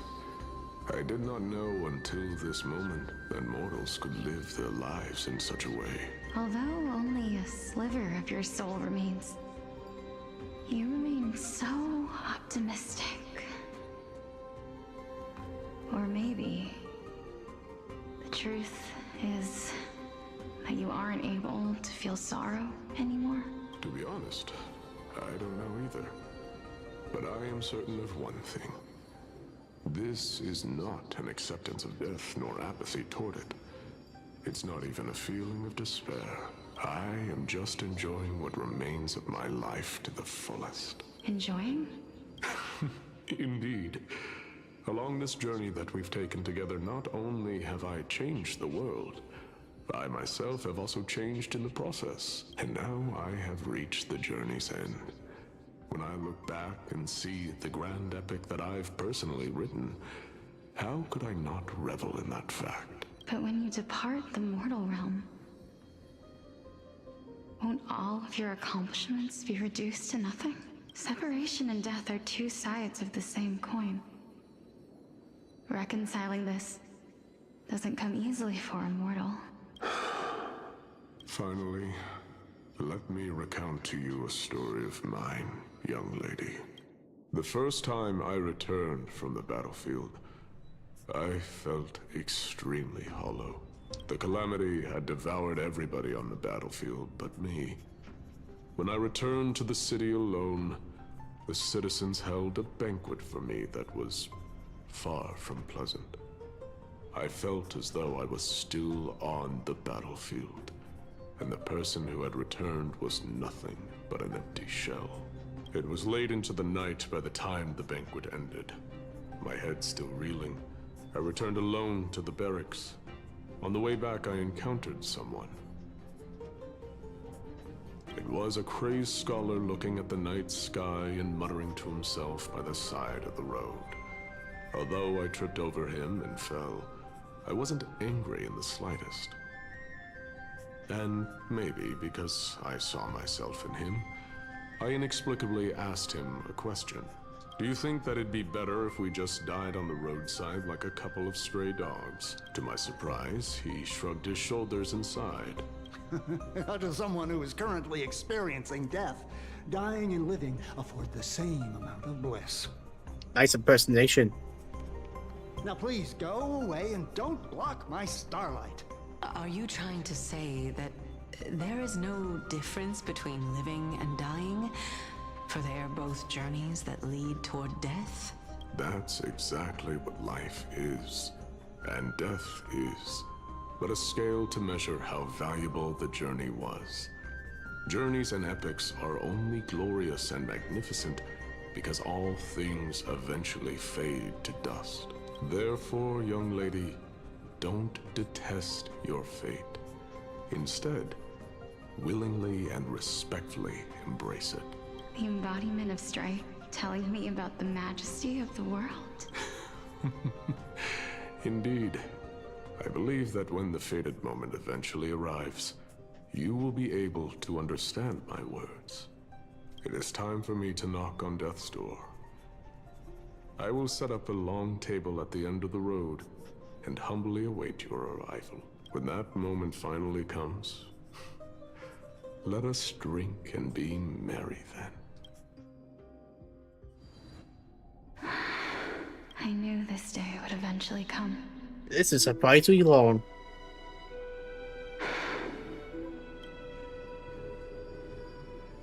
Are the both of you ready? Mm-hmm.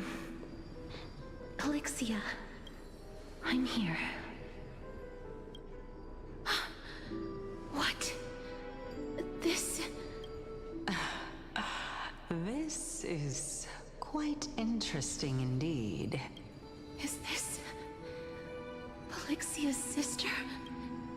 Is it... me? Now, it's time for us to fulfill our promises. Are you afraid? What are you afraid of? that I won't be able to do it. You shall wither, and through that, the dead will sprout again from the remains, and be reborn with the dead flame. As foretold in the prophecy, and according to our vows, once it all ends, we must face our fated moment head-on. Even if it was prophesized, do we have no say in the matter? It's so unfair. Why are we the only ones who are forced into mutual destruction? Let me do it, sister. Let me be death sacrifice. I was never long for this world anyway. But you're different. I was the one who wasted your life after all. You're wrong, Polixia. I don't think that my life was wasted. Just the opposite. When I finally arrived at this destination and looked back at the journey I took, I discovered that flowers had long since bloomed along the path I walked. It was you who sowed the seeds for this sea of flowers.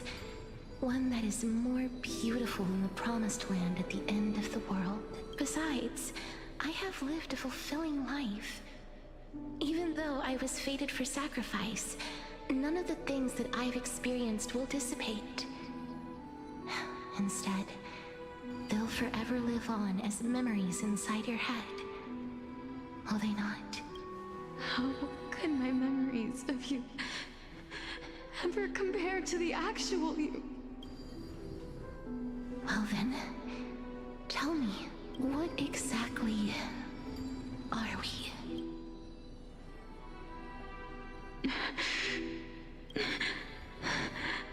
I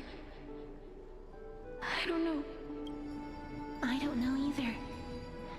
But regardless of what the answer is, regardless of how we're shaped by others, or even by this world, ever since we were born, the fact that we existed was predestined, and nothing could erase it. This is why I will always, always be by your side. We're twins, after all. All right, my dear Polixia. It's time to extract my heart and light the flame of death. After that, use it to plant the first bud in the prophesied new world.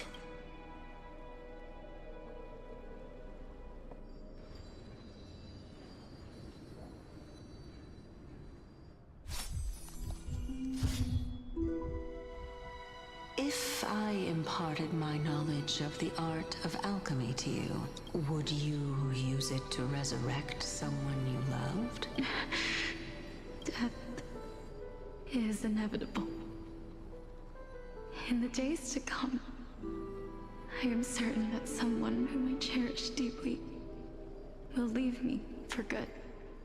If such a mighty power really existed, I think I would use it without hesitation.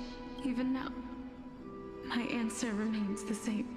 This is why, sister, I promise you, in the prophesied new world, I shall plant the first bud on your behalf. Go now.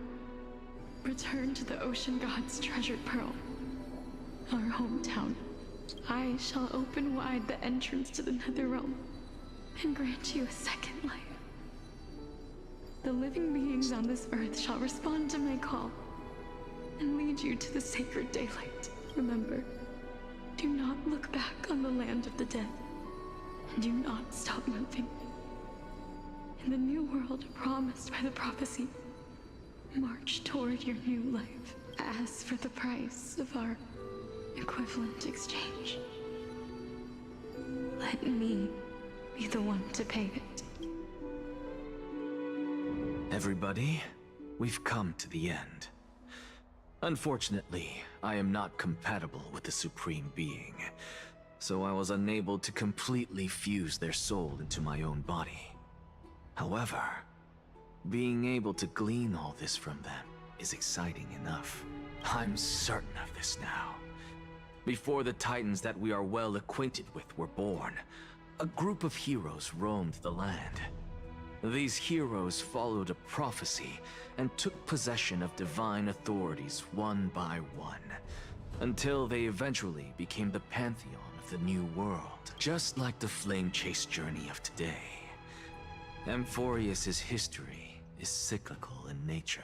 Huh. What a startling revelation.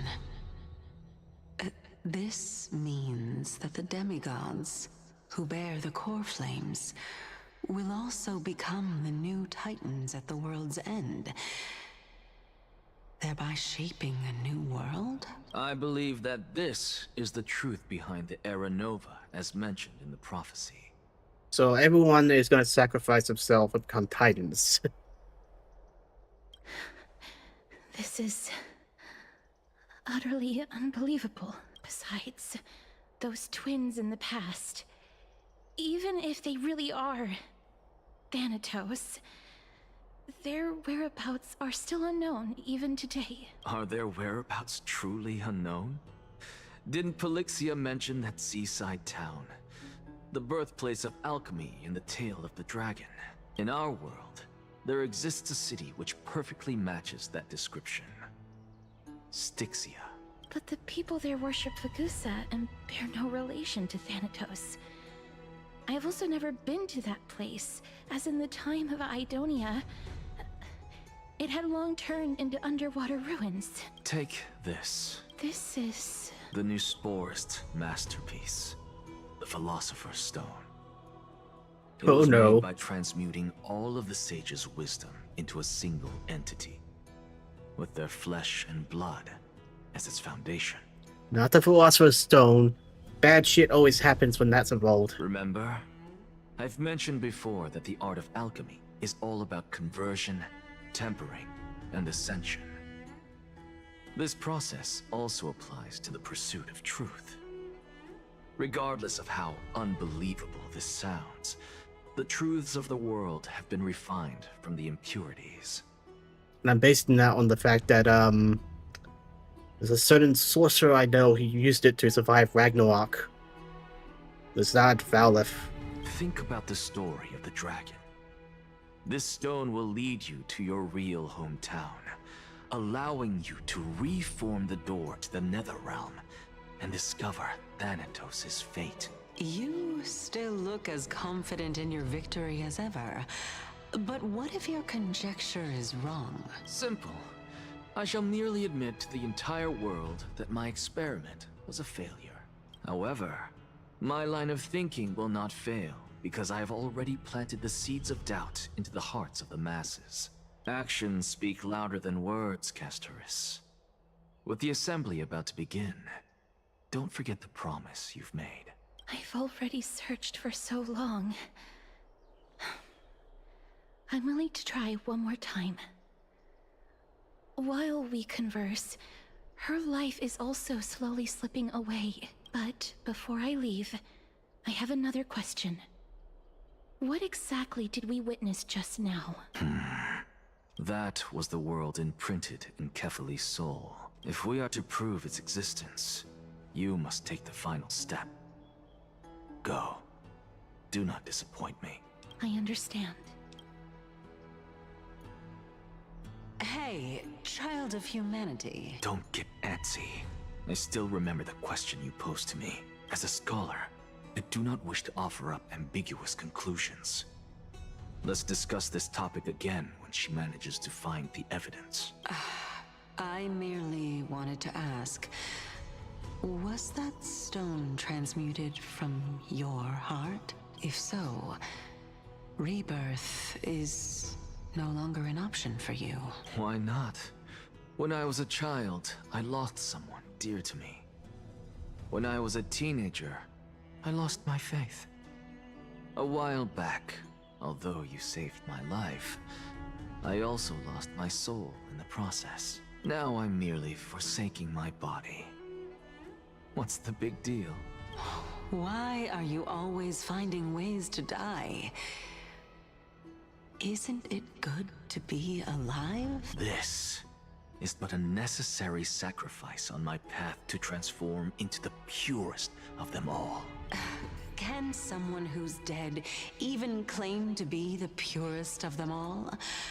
Furthermore, if your hypothesis is proven correct, does it not just confirm that the myths are true, and thereby invalidate all your theories? No, it's just the opposite. If my hypothesis is correct, it means that I can actually ascend to godhood and reshape this absurd world that you all have created. Uh-oh. He's still evil. That's a lot to take in at once.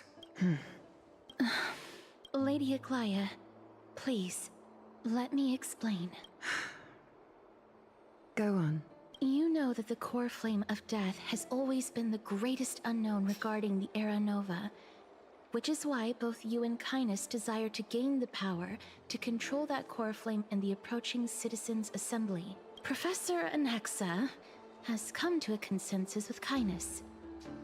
They want to suspend the trial once Thanatos' core flame is reclaimed, hoping thus to eradicate death from this world. If they're successful, then the flame chase journey will cease, and Akama can enjoy everlasting peace. But I know this runs counter to your wishes.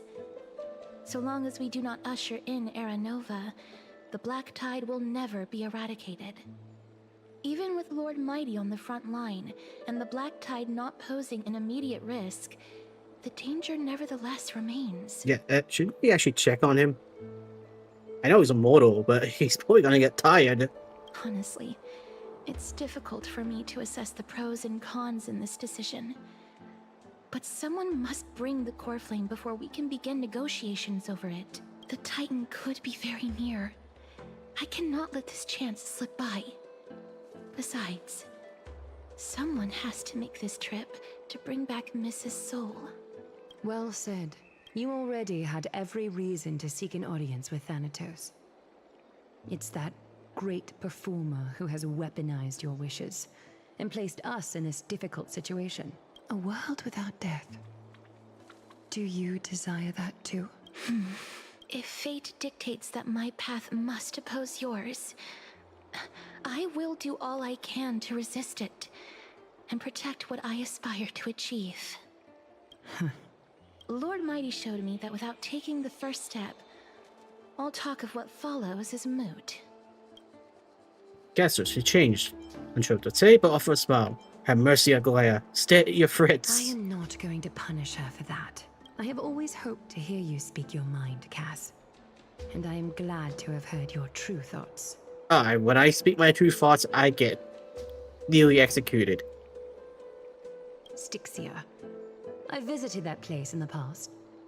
Though it is now an island surrounded by the river of Soul's torrents, it's not hard to see its former splendor.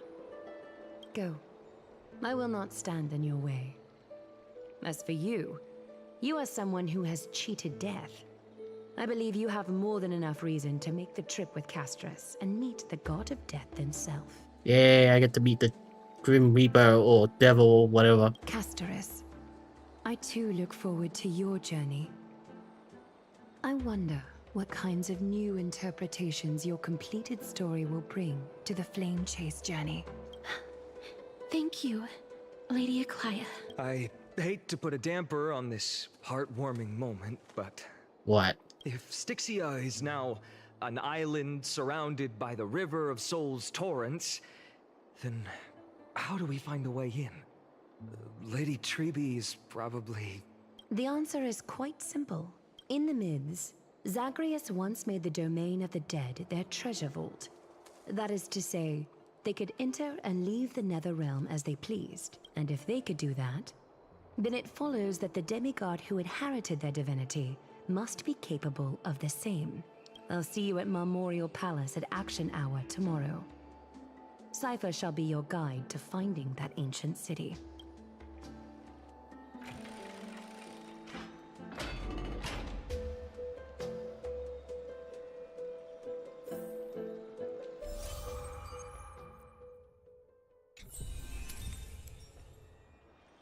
Alright. That was a long and eventful story. Well, I was going to say live stream, but whatever. Yeah, it's I've been live streaming for about 4 hours now. Very, very tiring now. It seems like NXR still has plans up his sleeve. He just said he couldn't really fuse with the Titan, but he has something else in mind. Yeah, so we're gonna be visiting the Land of Dead next time we live stream. So what I'm gonna do now is cash in my wishes.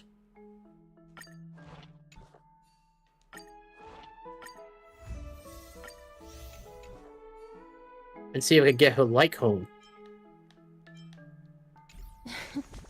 Why is it so hard to get the frickin'... Oh, come on. Damn it! Thank you. For some reason, using a controller to get those points is very hard.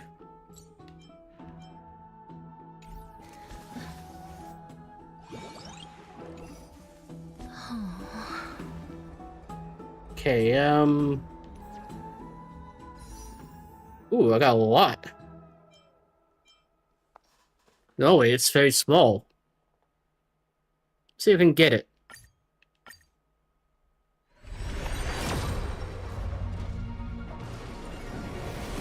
Junk.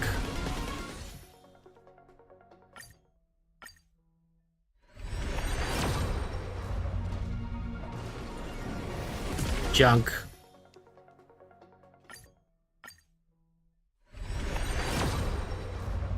Oh. Please, please, please.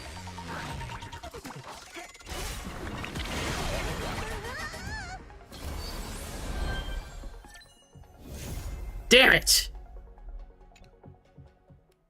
That was like 70 wishes.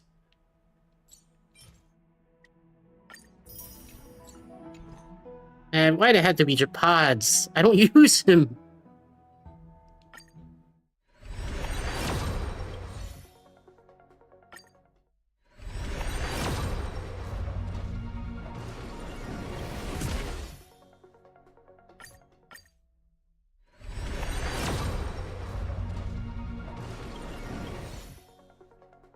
Oh man, probably gotta be like another 80 wishes. Huh. Surprised I got her that one.